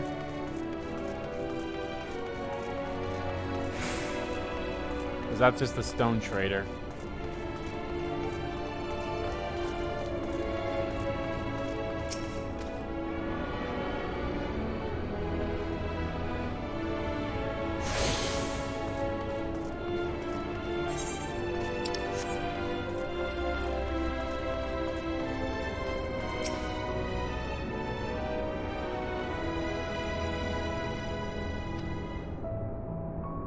You now have access to the region's gemstone exchange. Trade, buy alcohol, gemstones, a variety of rare exclusive items.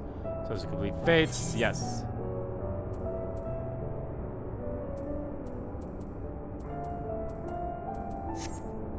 Well, I don't know what I need it for yet, so.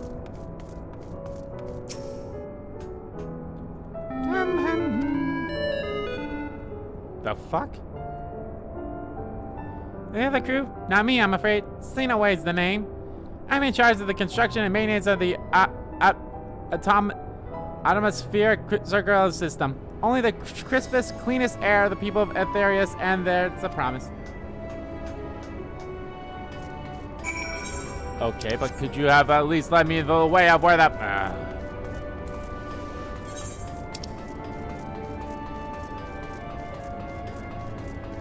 Oh, that would have been nice to have gone to. But... some fates I can't do because I'm gonna work close to them, man. Plus, leader? No. Sleeping way. My job is perhaps I'd better ask.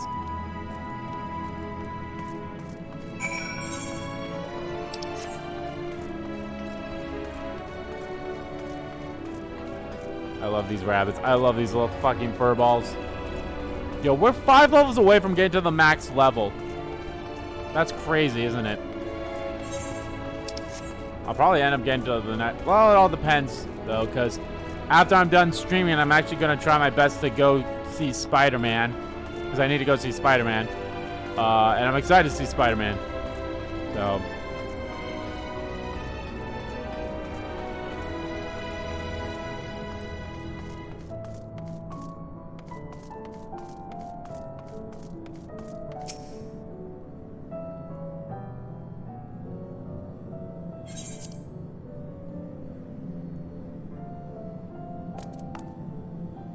What? How in the... When did you get here? Who let you in? Why wasn't I told? Take me to your leader. Were you the one giving orders?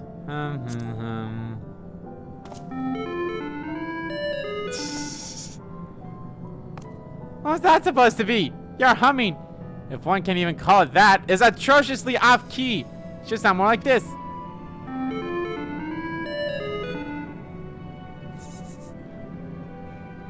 As leader of the Laparet, I cannot allow substandard attempts at musicality to go unremarked, even if you are a guest. But being the magnanimous sort that I am, I'll forgive you this once. Found him. Oh well, looks like you beat us here. Your friends, I take it? Is this all of them? Yeah. A group comprised entirely of children. What must their parents be thinking? My parents are dead. I'm a fucking orphan. This isn't a nursery after all. Though perhaps we should build one. Or did we build one already? No matter, you needn't worry your pretty little heads. All will be well, I promise. But goodness me, we shouldn't be standing out gawping. I must take you to meet the others.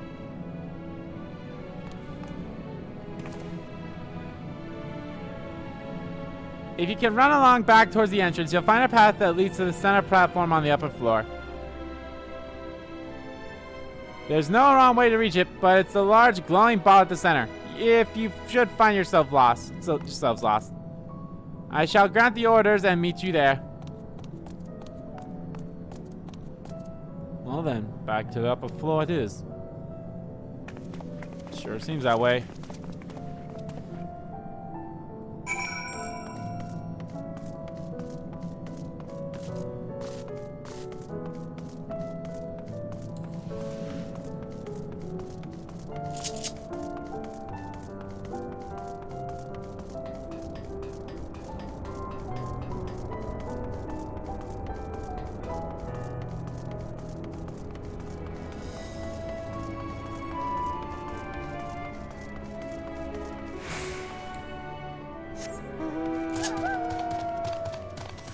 Way up there as fast as possible.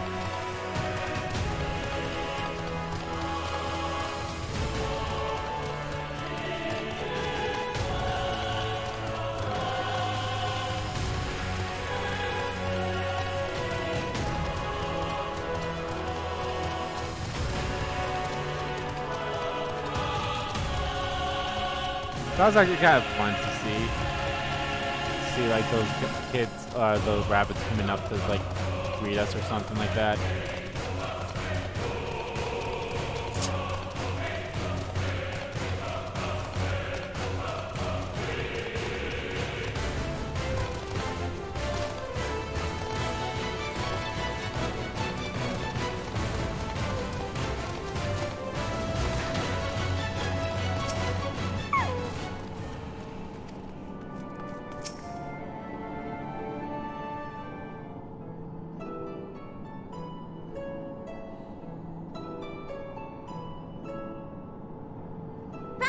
Of course, introductions are in order.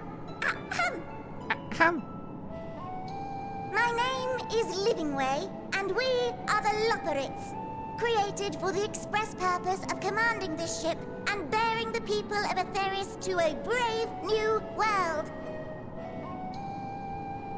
More specifically, I am the one whom she charged with the execution of her most vital plans. You might say I'm her right paw. Livingway's the name, map reader and navigator of the heavens. Okay. Pleasure to meet you all, but I'm still trying to make sense of this. Confusion and bewilderment are completely understandable. Fear not, I shall walk you through it. The people of Aetheris, through no fault of your own, I'm sure, set in motion a series of events that, unfortunately, culminated in Zodiark's obliteration. Yeah, that was Acutely aware of the imminent crisis, your parents sent you little ones on ahead while they began the necessary preparations.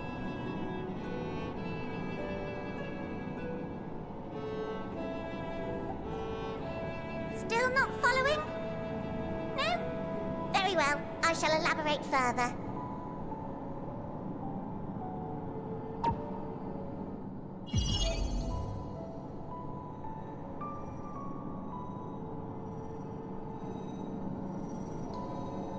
Here, we have Atheris, your home, and the moon, where we are now. Without Zodiark around to keep things lively, so to speak, the celestial currents of the star have doubtless begun to degrade. A calamity of apocalyptic proportions will be visited upon Atheris, bringing an end to all life. Very sad, that. So too hath the Watcher claimed. By thine unperturbed countenance, I gather this eventuality was anticipated. The doom and gloom. Oh yes, quite expected. Imagine, if you will, that Atheris is a delicious carrot that I've forgotten to eat and left out in the midday sun. The most earnest wishes or prayers will not stop it from rotting to the core. So sadly, there's nothing to be done but to abandon said carrot, Atheris, in case the metaphor is lost on you, to its grisly fate. And this moon will serve as the vessel to deliver us to a new home. Just so. That will somehow we will be gather up a as many similar people, one. supplies, and resources as our stores will hold. And then, once everyone is aboard, it's off to another star. Easier said than done, admittedly, for one does not simply hop from star to star on a whim, which is precisely why we've spent countless years constructing the most propulsive of propulsion systems. We ought to make it to our destination in 2 shakes of a rabbit's tail. Which will be strangely similar to the one that we are on, because of course it will be. Or we somehow just prevent that one from being destroyed. Impressive technology. I dare say it is beyond anything we have ever seen. No need to shower us with praise.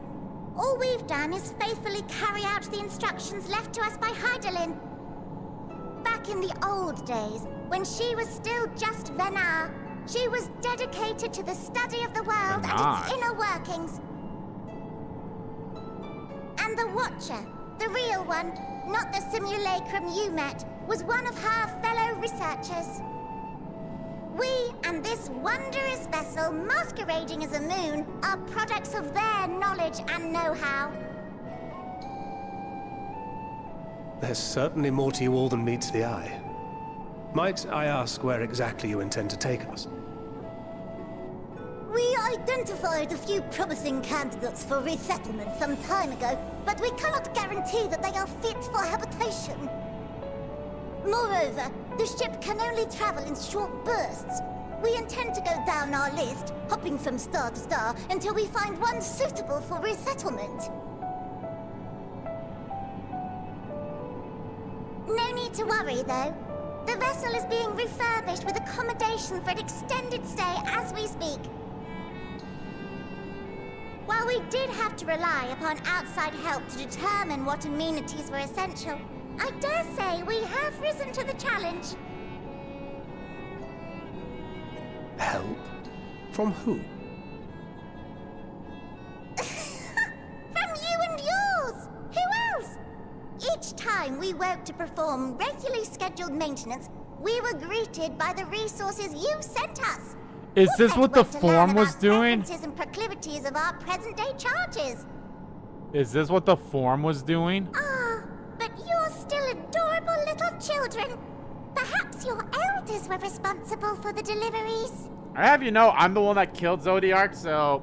I'm not sure what led you to conclude otherwise, but I can assure you that we are all grown men and women. And I very much doubt my elders know this place exists, much less how to send you so much as a starlight missive. What? Then who in blazes let you on my moon? Well... Hydaelyn herself led you here. Yeah. You don't say! Well, that's really not children. Then why are you so small and stunted? Like little baby carrot people. Well, Amarotines were a great deal taller. In the present day, persons of such prodigious size are exceedingly rare.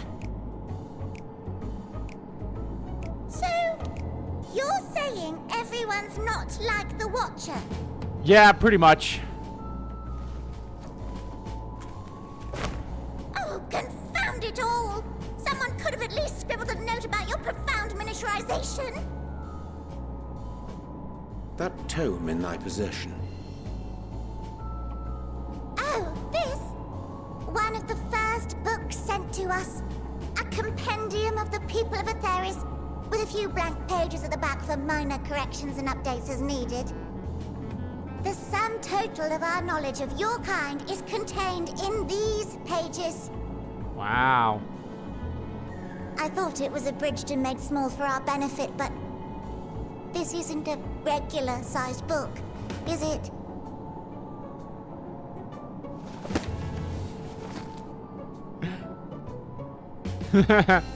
Yeah, it is. Oh, they have to rechange a lot of stuff, don't they?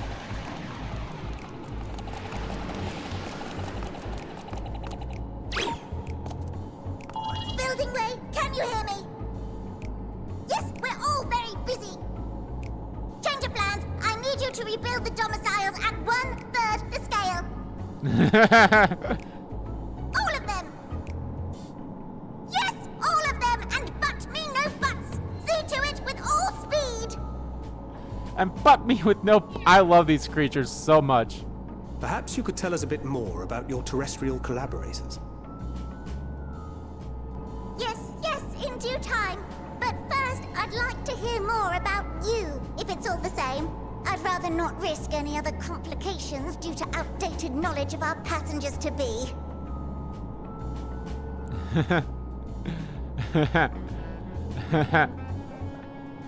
I love this. I love this so much.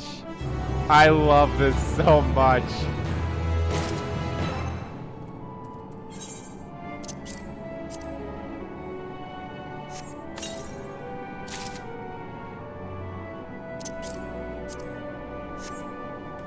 Moon Warrior. Taste of the Moon. Right then, now that we're here, we need you to teach us all you can about your people, and quickly. It will be long before the final days our opponents in all of their terrible grandeur, so it is imperative that we prepare to receive our passengers to be. If there is anything at all that may displease them, it must be addressed post-haste. And address it we shall. Here at Bestway's Burrow, we have assembled everything required to offer our guests the best way forward. We have procured amenities we understand to be essential for day-to-day living, and I wish to hear your opinions on them. I'm sure you've all worked up an appetite, so why don't we start with our food stuff? Meet me at the cafetorium, and we'll see about filling your bellies.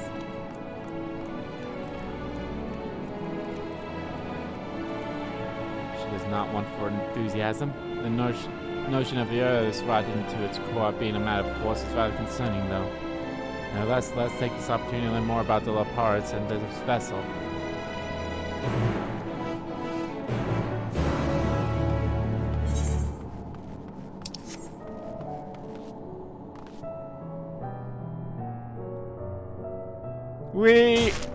Yow! Oh.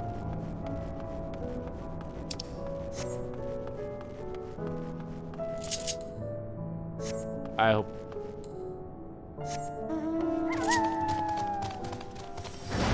Okay, good. I was like, I hope this is a little entryway. Well, I have no doubt this is probably going to end up being like a big city lights place.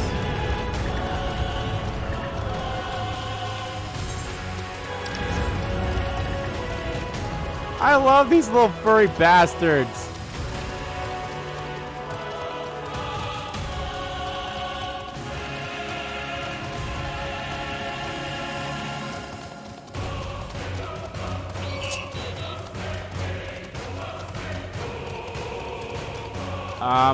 Why do we have creatures in here?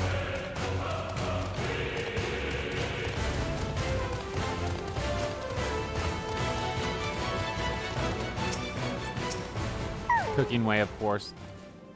Welcome to the Calatorium. Here we create prototypes and various sundaries required for our soon-to-be passengers. Let me introduce the head of foodstuff production. Cooking way, pleasure to meet you all. Our work has involved no small amount of trial and error, but after many cycles of painstaking labor, I dare say we have created the finest cuisine our guests could ask for. I've learned all about the essential nourishment out of a healthy and balanced diet for the refreshment materials we received, while I practically won the words from those invaluable pages. Naturally, we've only consolidated ease of growth and production. We will not wait for ingredients. I must insist you try some. We have fresh stock recently prepared on account of, well, because we just woke up, and we're all quite famished. Hop along the platforms there, and we'll find us the strong unit, storage unit full of bustling with delectable delights. Help yourselves to anything you like.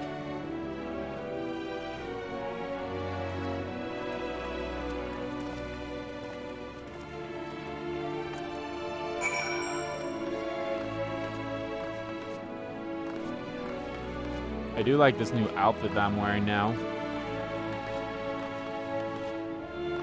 Just, you know what, hold on. Look at my character. That's currency. Like, damn, that actually looks pretty good.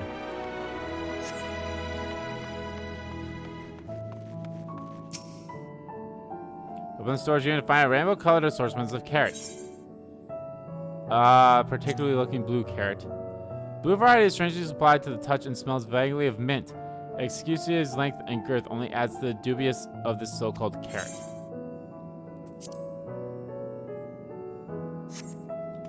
Second thought, you elect to simply take an obscurely large carrot for now. Due to its bizarre qualities, it would be prudent to ask Cooking Way whether it is safe to eat first.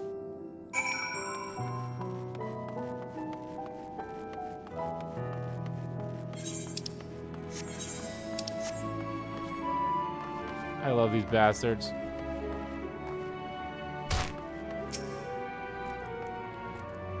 So, did any of the selections set your mouth to watering?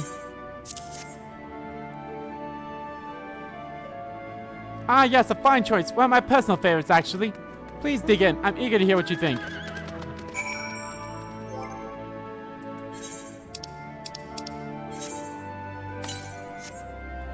Great trepidation, you take a bite of the carrot.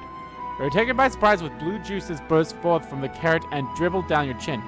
As you take your second bite, you can feel your mental facilities sharpening. Your mind opens to the universe, and for a brief moment the mysteries of existence are simple, transparent with the truth. But the revelation is fleeting. When you at last finish the carrot, a sweet yet sour aftertaste lingers in your tongue, and the number 42 in your mind. What the fuck is this?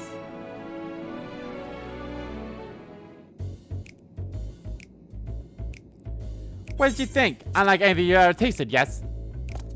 The philosopher's carrot improves mental fortitude. Something of a shock at first bite, but it's well worth the enhanced powers of cognition. We have plenty of other varieties too. Bleeding carrots to improve blood flow, dream carrots to help with sleep. So you see, we have carrots for every occasion. Carrots are extraordinary, but what if I don't like carrots? I can certainly see demand for this in Charlian. But what if I don't like carrots?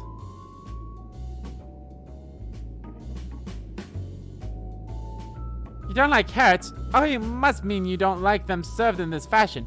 Why not? We have pureed various on hand if you hadn't the time to chew. I take it you two had a wide assortment of carrots to choose from and not else. It's only carrots. My mind opened up to the universe. If I may ask, what exactly did these collaborators share with you about cuisine on Ethereus? Sure, you're not aware we have an abundance of dishes and foods you could emulate? Of course we are, but well, it was only quite recently that we established contact. Even holding a conversation was a struggle at first. So imagine our surprise when they sent a mountain of books and documents with no clear instructions. The sheer amount of information was overwhelming. If it wasn't for the encyclopedia I found, we would have been at a loss where to begin. And so we decided, rather than divide our resources to prepare a variety of mind-dealing and potentially unsatisfying meals, it would be more efficient to devote our efforts to the production of a single perfect food. That's all well and good, but man cannot live on raw carrots alone. Have you considered cooking them? You mean steaming, boiling, roasting, and the like? I suppose we could prepare the carrots in other ways. But our primary concern was efficiency, and what's more efficient than sinking your teeth into the carrot fresh from production? Rather strange approach to take for one named Cooking Way, isn't it? Well, technically speaking, Cooking Way isn't my given name. When first created, we were all named in the old time. So, no, you know, the otherwise impeded particularly to Watcher speaks. After we received the Great Tome of Words, a dictionary that is, from our collaborators, we learned your language. Adverbs, grundas, present continuation verbs, conjectures, just the basics. Then we found the term related to our given task, and used them to form new names. Aren't they helpful? Not really, but it does explain a great deal. Why does thy kind deem such a change necessary? When the rest of your people arrive, we want to be certain they understand immediately what each of us does. You'd never be able to pronounce our original names anyway. I see. I hope our critics, such as they are, were helpful to you. Though if you would decide to preserve flora and fauna from Aetherius as well, you would be able to offer the passengers a more balanced diet. Until such a day, one I pray comes sooner than later, it would appear there's aught but carrots on the menu. Ah well. Why I love this so much. I love this so fucking much. Slade, style the hero.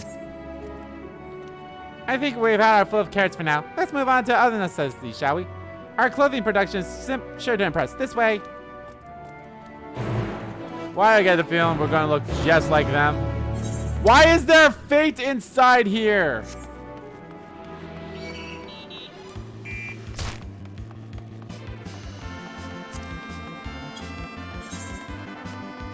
What? Why do I love this music so much?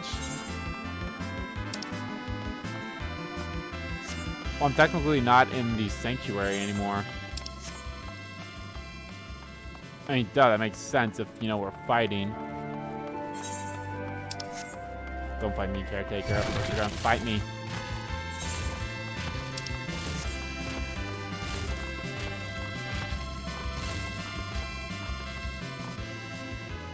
If I just run up this, it looks like I can.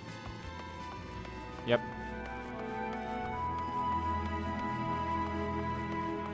New clothes. I could use a glamour. Some glam and, you know, glam up my outfits. Here we are, the Appeal Production Station. We've chosen to employ many traditional methods of the task. Creation magics.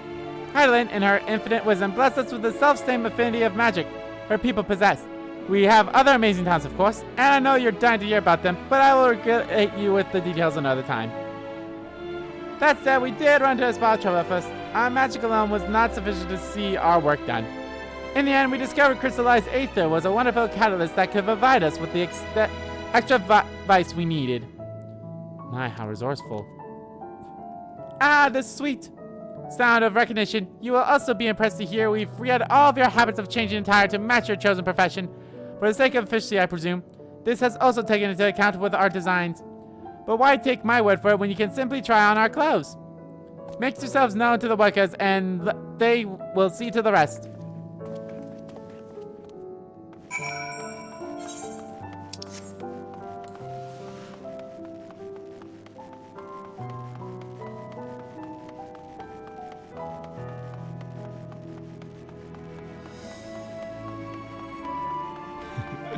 I love this so much, and I don't know why. So fucking dumb, but I love it.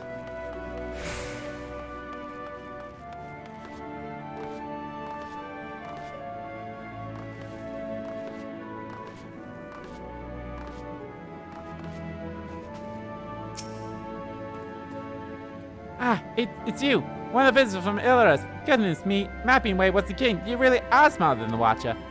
Alright, you're here to try on a set of clothes, yes? What would you have me fashion for you today? Outfit that embodies my bloodlust. Something simple yet functional. Fashionable and refined ensemble. Ah, something yet functional.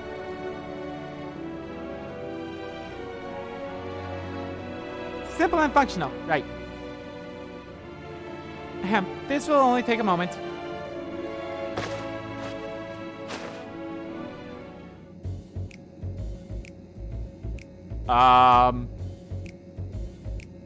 What?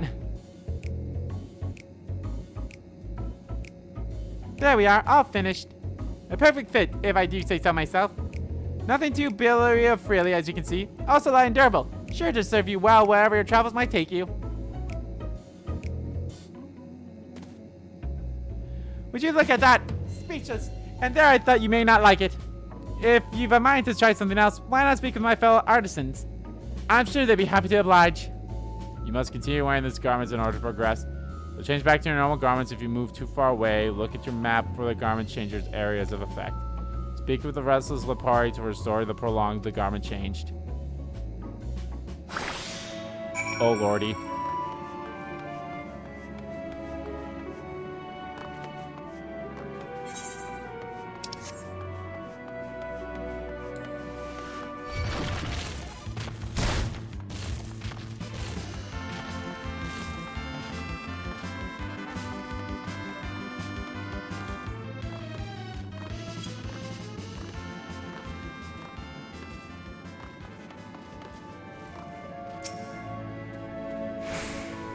No. One said you'd be coming.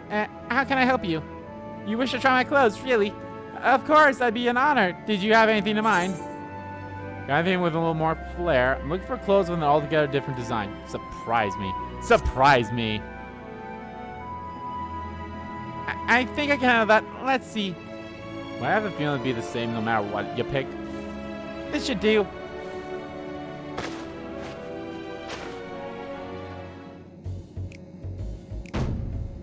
Oh. Okay. Not terrible. Some of my best work yet. It's a relatively new concept incorporating an idea that's never been tried with clothing before. Fragrance. You can smell the carrots. Simply divine. I was worried how the concept would turn out when put to proof, but it looks stunning on you. Once you go and show Living Way, I'm sure she's eager to see what you've come up with.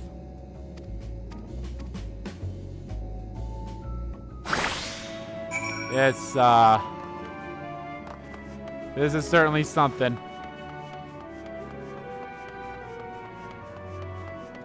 I hope the other three are wearing something just as extravagant.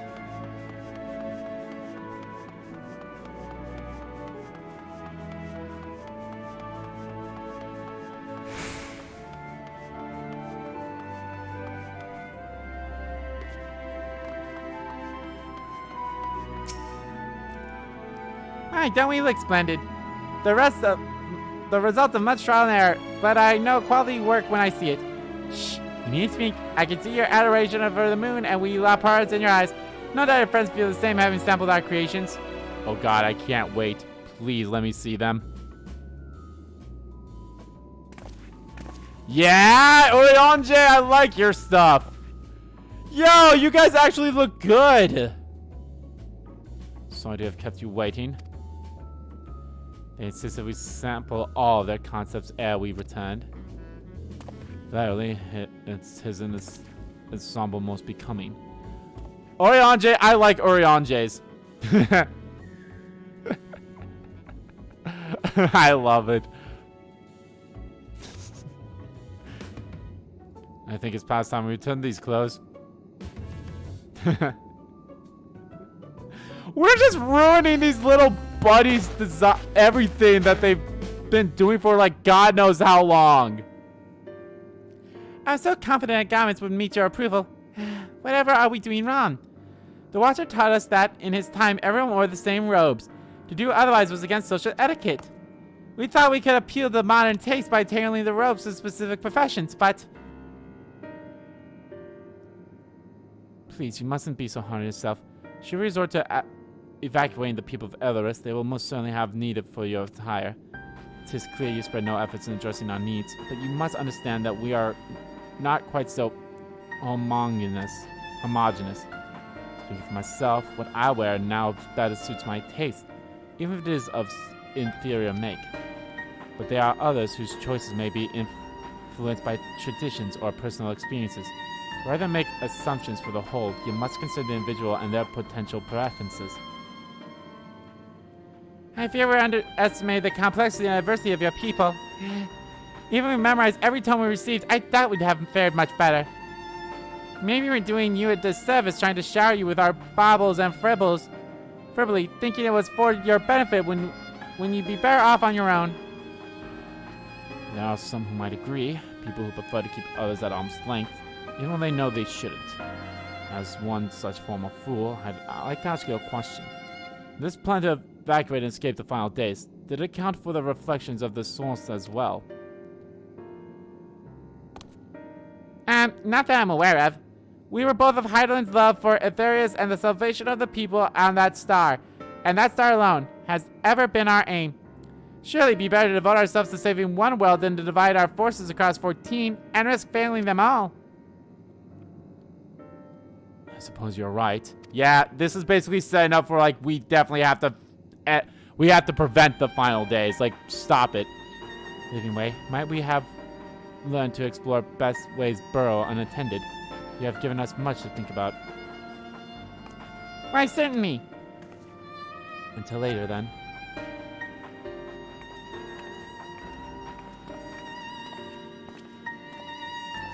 If I may, I should like to accompany thee a while longer. Really? I mean, you're more than welcome to. There's actually something I wish to speak with you about. Let's be off then, shall we?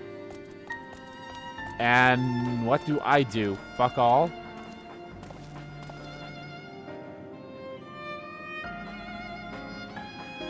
Huh?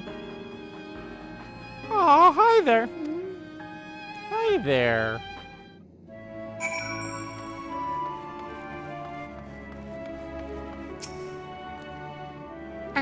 My apologies. I wasn't trying to spy or anything. I was been talking about the visitors come from Aetherius, and I wanted to see what all the fuss was about. I was excited first, but now I'm worried. What if the people of Aetherius refuse to come? What if we can't save them? It's clear we've made a mess of things. Oh, but wait, you still haven't visited the domiciles. Once you see them, you'll understand how wonderful the moon truly is. I'm sure of it. I'll be waiting for you by the teleporter near the entrance. Oh, and the name's Growing Way, by the way. See you soon.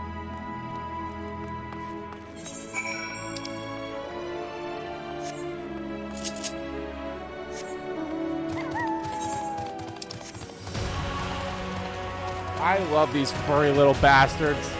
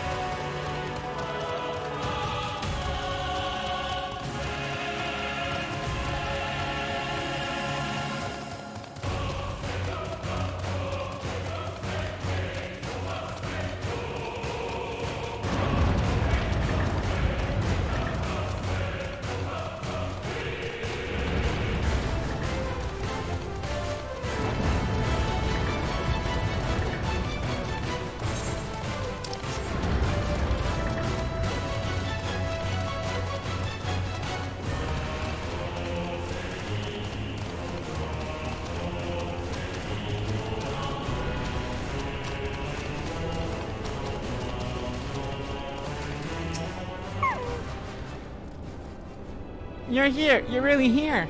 Thank you. Thank you so much. Sorry, what should I call you? Andy Doe, eh? Cracky, even your names are amazing. Well, Andy, we'll be using this teleport to enter the residential area. Whenever you're ready.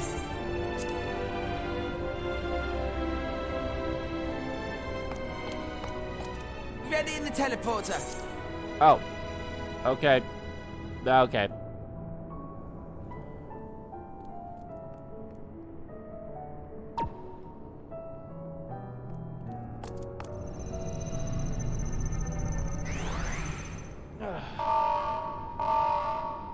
Uh-oh.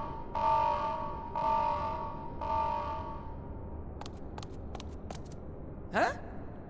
Access to living quarters restricted due to reconstruction. Then where is it? Oh no! Uh-oh.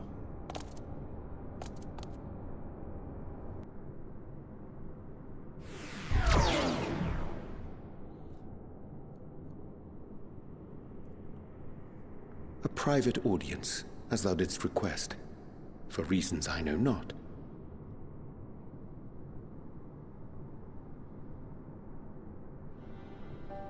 Huh? Just a precaution. I'd rather I didn't have to ask the question at all, but I take my responsibilities very, very seriously. Do you and your friends, by any chance, find our accommodation wanting? Be honest, brutally even. 'Twould be ungracious of me to belittle the efforts of thee and thine. Lovely sentiment, really. But the disappointment is writ plain on your comrades' faces. It's all the more frustrating since no one will come out and say what they find wanting. Aww. Poor little bunnies. If there are faults in our work, we need to know. We can, we will do better. But time is not on our side. The final days will wait for no one. If your people are to be saved, we must take quick and decisive action. This vessel must serve as a home for as many passengers as possible, for far longer than we may like. Which brings me to my request. Our collaborators on Atheris are doing what they can to prepare for the voyage. Would you be willing to go and lend them a hand? Having seen the moon for yourself, you could speak to its many splendors, learn what else they might require, and assuage whatever concerns they have. Wherefore wouldst thou entrust me with such a task? How to put it? You're the only one who appears not to be wholly unsatisfied with our work. Or quite good at pretending that's the case, at least. Calm, collected, tactful to a fault. You know, that's very true words, for Orionje here. You understand that in the face of great danger, one cannot pursue perfection at the expense of practicality. The difficult choices must often be made for the greater good. Yeah, I'm pretty sure they're talking to the form in Charlian. And so fate doth conspire to set my feet upon this path once more. Come again?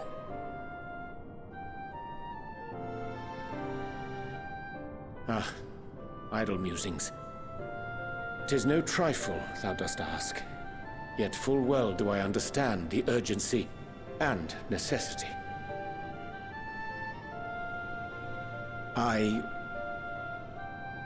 Oh, dear me! Dear me! I was terribly sorry for the mix-up. It's a bit of a malfunction. I hadn't realized the residential quarters were inaccessible, you see. But you're still in one piece, so all's well that ends well, yes? Won't happen again, I promise. Damn it.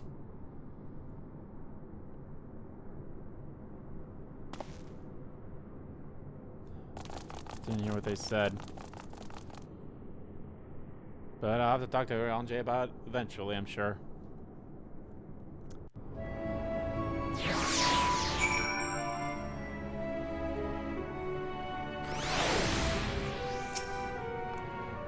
Gosh, that was embarrassing. I promise to be more careful from now on.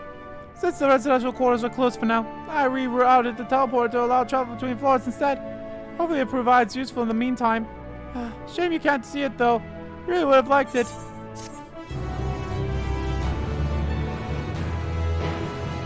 You can now travel between the upper and lower floors. The best ways burrow via the teleporter.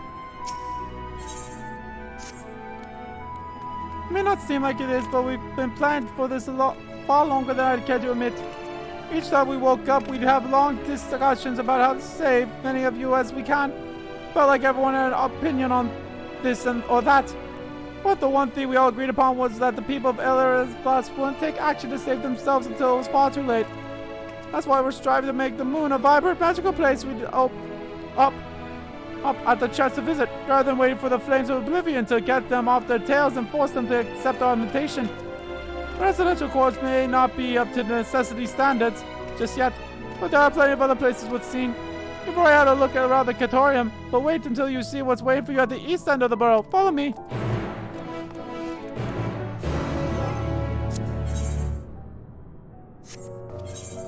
Oh, that's probably an aetheryte thing.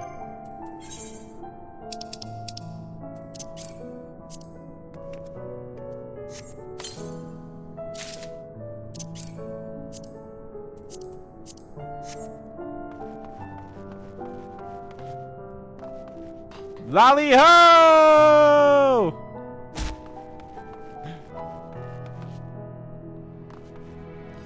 I got 15 minutes left until we reach the 3rd hour mark. Depends on how long this quest could take.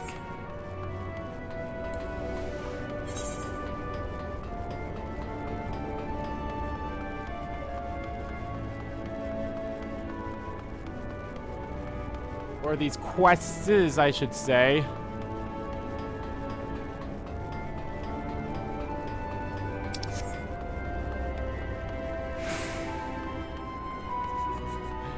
I freaking love the carrots thing. I don't care.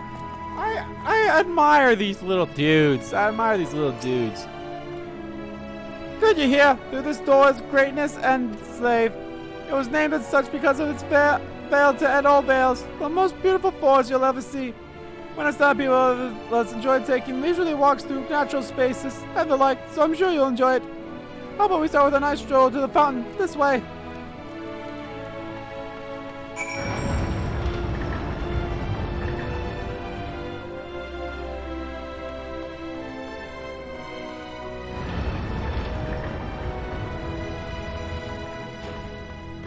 I'll be honest, if I can finish 3 more quests after this, I feel like that'd be a good enough spot to stop.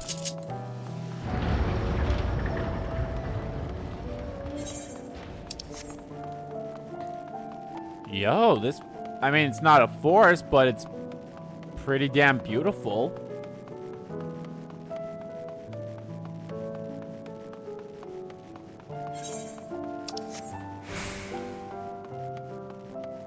Did I say if I could finish this one in 3 more?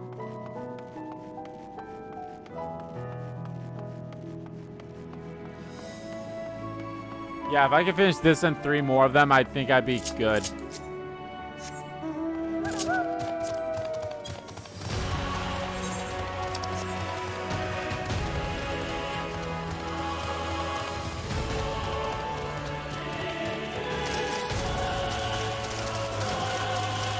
Maybe there's an aetheryte current.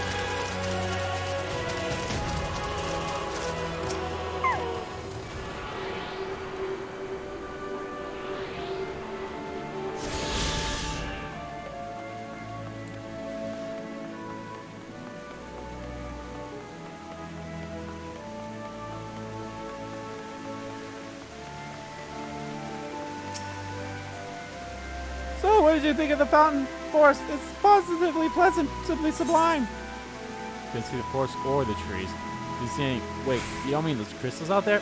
There's a transcendence that's burying your face in Choco's plumage and taking a good long whiff.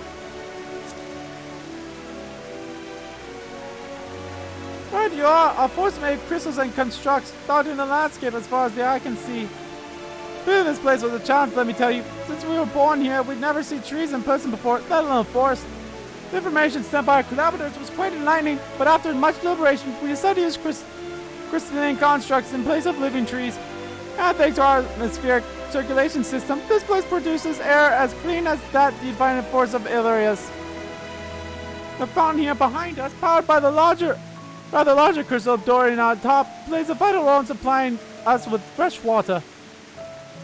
Much time and effort was spent making it the most spherical of spheres, and I dare say the unparalleled roundness speaks for itself. I enjoyed nothing more than a long stretch of the spots of relaxation whether I came up here. You look like you could do the same to stretch yourself.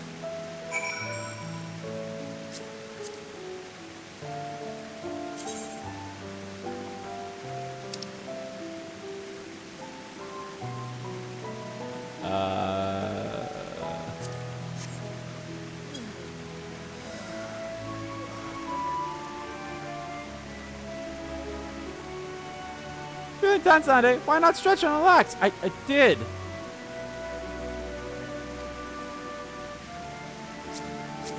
Oh, I probably have to do this. Don't have to do it this way, don't I? Yeah.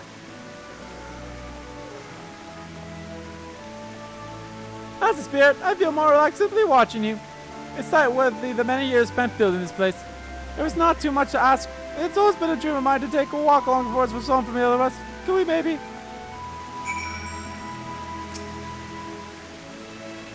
You will? Oh, be well, my quivering whiskers.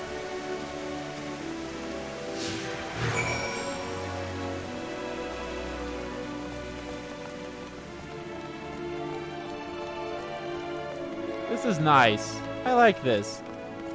So before I said again, I love these little rabbit bastards.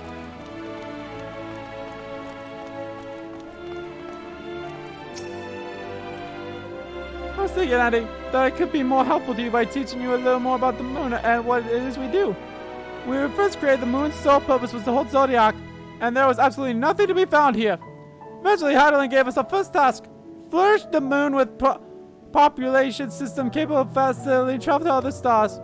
It sounds impressive, and I suppose in some respects it is, but it was only possible thanks to all the knowledge Heidelin shared with us. We also had a lot of time to get it done, 6,000 years give or take. But anyway, let's keep going. Well, hot damn, 6,000 years?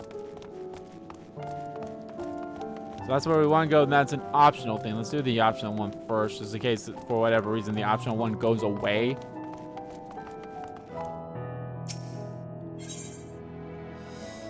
I also think they can taste the rainbow crystals. What? No! I'm not sure what it is you do with crystals on Aetheris, but we don't eat them, and certainly not this one. It produces all 6 elements: wind, lightning, fire, earth, ice, and water. We use crystals like these to maintain the moon's elemental equilibrium. It's worth mentioning, though, that because of Heidelin's influence, being the embodiment of tranquility and stasis and all, manipulating the elements here is different than it might be on Aetheris.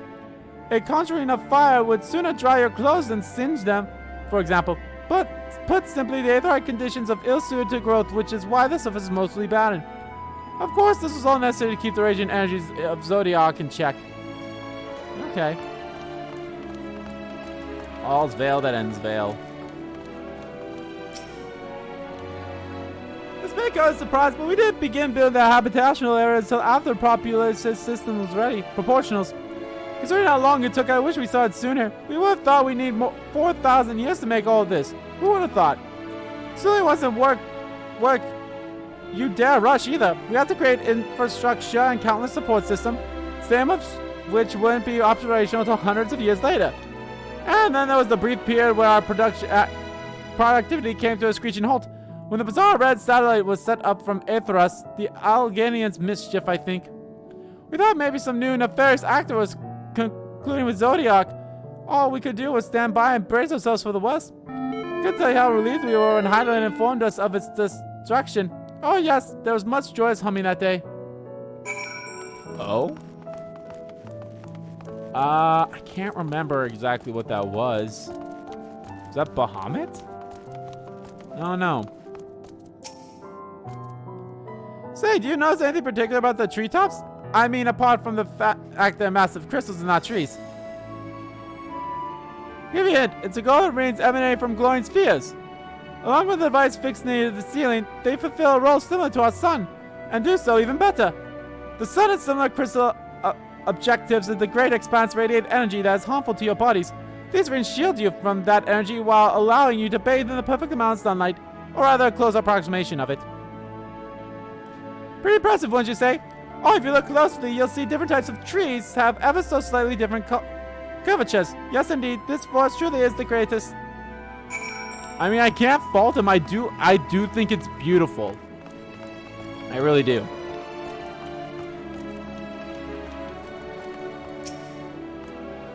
There's something else I wanted to tell you about. Alright.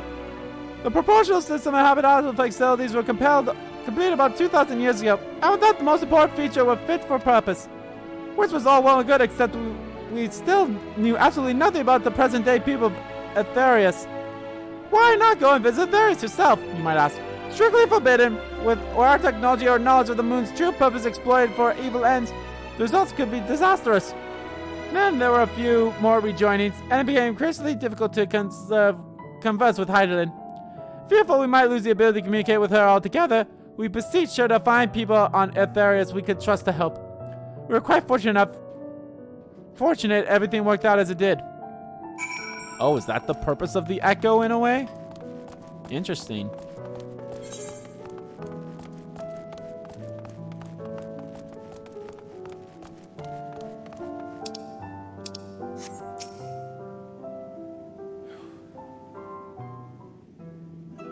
I guess I might be able to do one more after this. With the exception of routine inspections and maintenance, we remained asleep and waited. Hopefully, Heidelin would help find someone who would help us.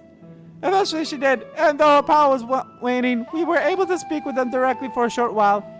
We shared with them everything we could, including our knowledge of the heavens and the means to travel here to the moon. They certainly didn't waste any time with what we taught them. No more than a few years after that, our collaborators found a means to convey messages and supplies to us from down below. With all the letters, books, and other resources they sent us, we learned enough to start making more meaningful changes to the moon. And now we're here, hopefully enjoying yourself as much as I am. Yeah. I knew you'd like Greatest Ensvale, I knew it! Thank you again for coming here, by the way. I know it was just a walk through the forest, but it means a lot to me. Yeah, you are. I take it you've already received the Grand Tour. Shame we missed it. Great, mate! I've been looking all over for you.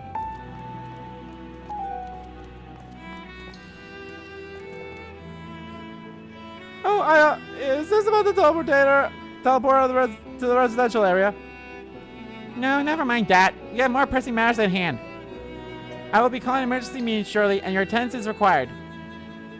Really? Can't imagine why you need me there, but if you insist. We won't be away long, so you all are more than welcome to continue looking around the burrow. Now, come along, Growing Way. Hey, Orion. Before we arrived, you seem to be in the midst of a rousing conversation with the guide. Did you learn anything of importance? This and that, and this and that, and this and that. They've spent 12,000 years preparing for this? With the appointed hour fast approaching, I can certainly understand their restlessness, but still. It remains to be seen if the people can be persuaded to evacuate when there are yet no signs of the final days. What's more, the technology of this place defies imagination. I doubt there are many who would readily come to terms with living on such surroundings. Whoever these collaborators are, unless they are possessed of the world's most charming personalities, or means to forcibly evacuate people, they will meet with a great deal of resistance.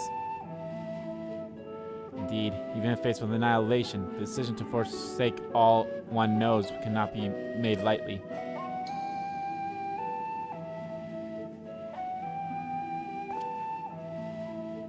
Forgive me, friends, but I must beg your leave.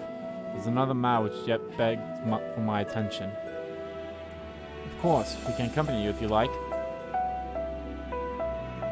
Nay, I'll not be necessary, if you'll excuse me.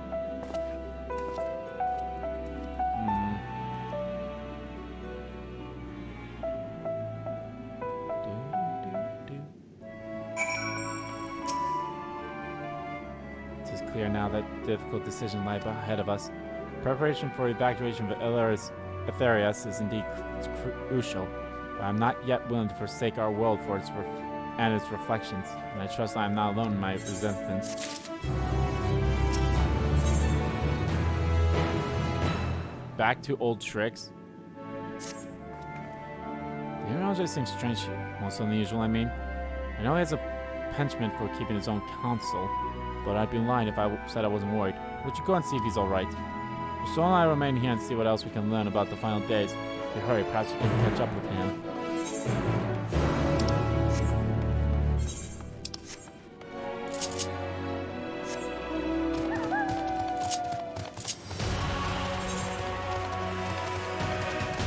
Just let me get this last little bit of the corner. There we go. Man, we're probably only going to end up getting one level up per stream now because of how much freaking experience you need. And then there's the other thing, like what happens with the next expansion for 14, like after this. Or not even the next expansion, but the next update. Well, I guess no, it would be expansion limited because they don't give even though like 6.1 is going to be the first tie-in for the next, you know, the next installment of like whatever the next saga is going to be about. So, God, I can't even imagine like how crazy that's going to be. Like when that, like not like just 6.1 in general, but then like when 7.0 comes out, I'm assuming it will be called 7.0.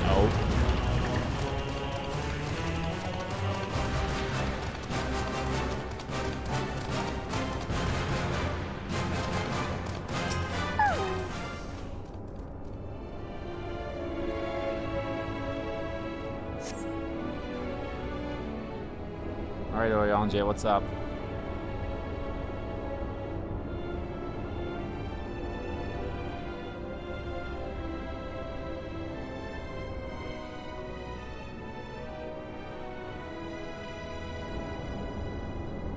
Oriange appears to be heading towards the entrance of Bestway's burrow.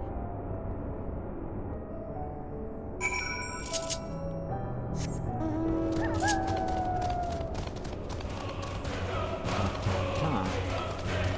Camping way.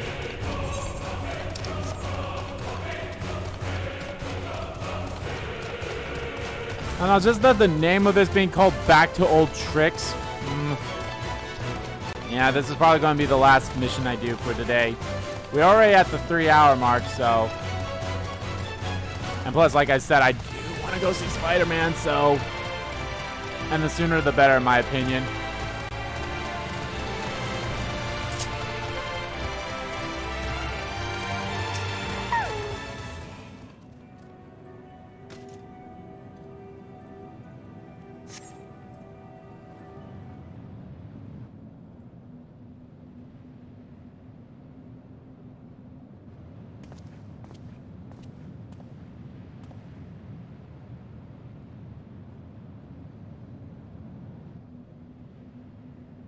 Oriandre ventures off into Mare Lamentorum for reasons unknown. You must tread carefully, else he might sense your presence.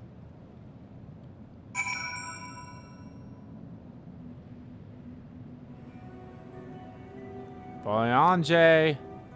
You failed.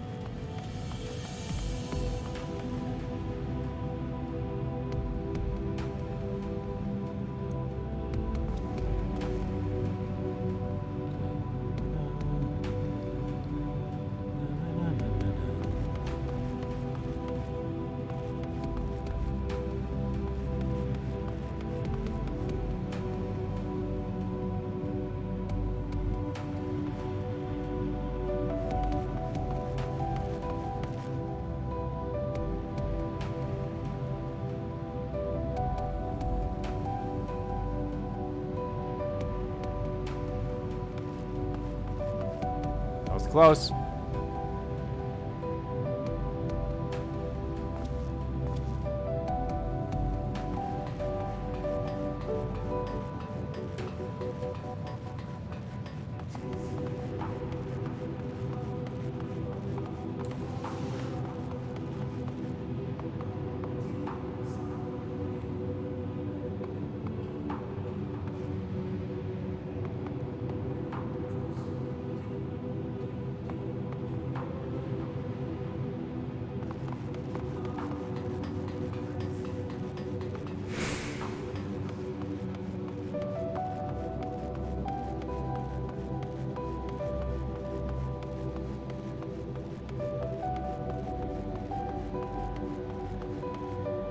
Oh.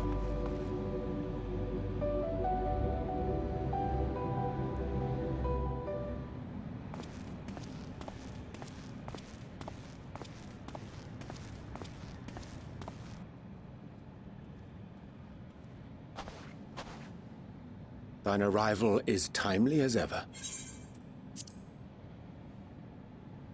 Of course you knew. Thou didst chance to overhear my conversation with Living Way, I presume?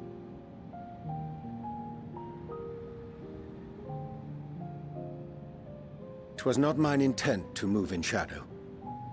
Nevertheless, I have been asked to do that and more yet again. Is it so plain that these strangers could intuit it at a glance? My capacity for silence and secrecy, and duplicity. When Grahatir did contrive to deliver the first at the price of his own life, I was complicit in the scheme. A sacrifice averted for a mercy. Would that I could say the same for Menphilia. One life for one world. And by that bloody bargain brokered by my hand were the scions robbed of a dear comrade, and Flamine her beloved daughter.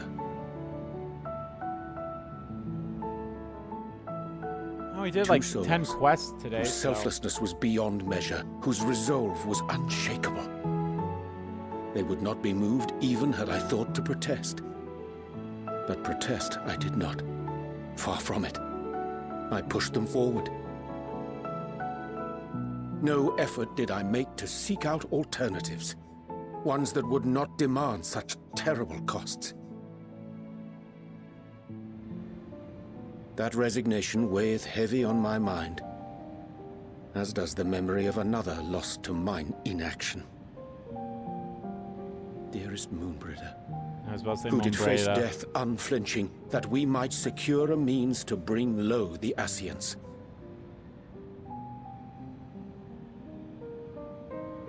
In her hour of need, I did naught. Dutiful disciple of Louisoix, ever looking to the greater good. Had I shut mine eyes and bid her live instead, mayhap she would be with us today.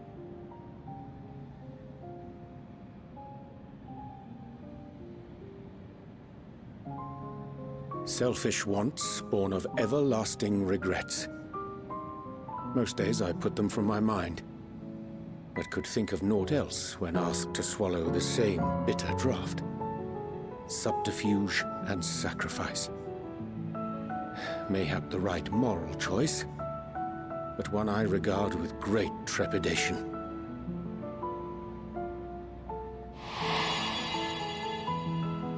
The calamity of Amarot was a tragedy beyond reckoning. One which must never again come to pass. Right.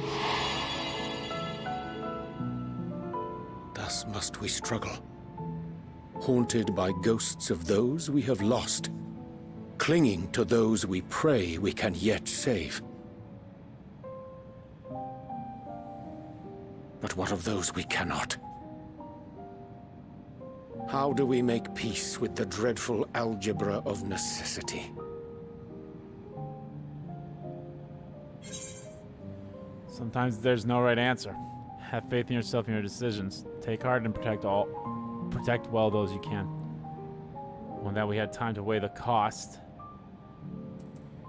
Ooh, it's either sometimes there's no right answer or this one. This one.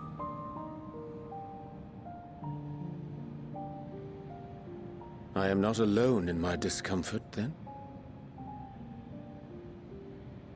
'Tis surprising, though perhaps not. We scions are wont to debate strategy at length, but are resolute and unwavering in execution. Yeah, that's true. Strange. Scarcely can I remember when last we spoke alone, and so candidly. It's been a while, hasn't it, buddy? Read up on 1.0 Urianger. He's something For all else. my supposed skill with words, I find it difficult to express such private thoughts. As for the Loporrit's proposition, I will take time and consider how to respond. 'Twould be to our mutual benefit if we could converse more openly with our aspiring caretakers. And if we knew who the collaborators A were... concern I should be glad to address on the Scion's behalf. To dispense with all pretense and bare one's heart to another is a frightening thing indeed. But we cannot move forward ere we take that bold first step. A lesson I have learned many times before. And today. Oriange, you are... God, you're something else. You've grown on me.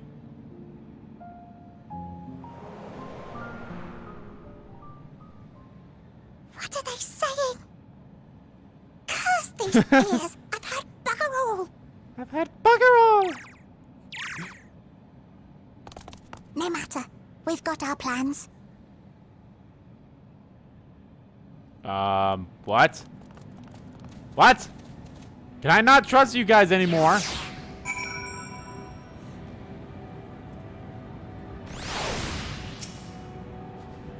In truth, my reason for traveling hither was to effect a plan of mine own. A plan which may pave a way forward for us all.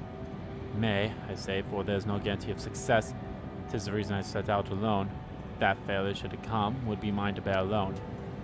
Yet thou standest before me with profound hand and open heart.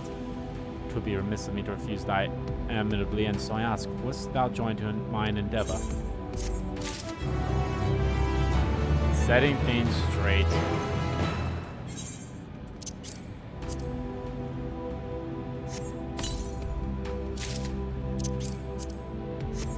I don't know. I didn't like how fucking mysterious the fucking rabbits were being.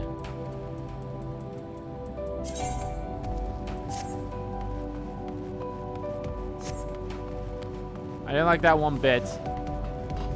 But guys, that is going to do it for this stream of Final Fantasy XIV. We were able to do 10 missions. Arguably, I probably would have gone to as far as I wanted to if I didn't have to redo the Zodiark fight as many times as I did. But I guess the good news is that me doing it that one time, like, you know, after the first group failed, having doing it for that other group the first time actually ended up being a good thing.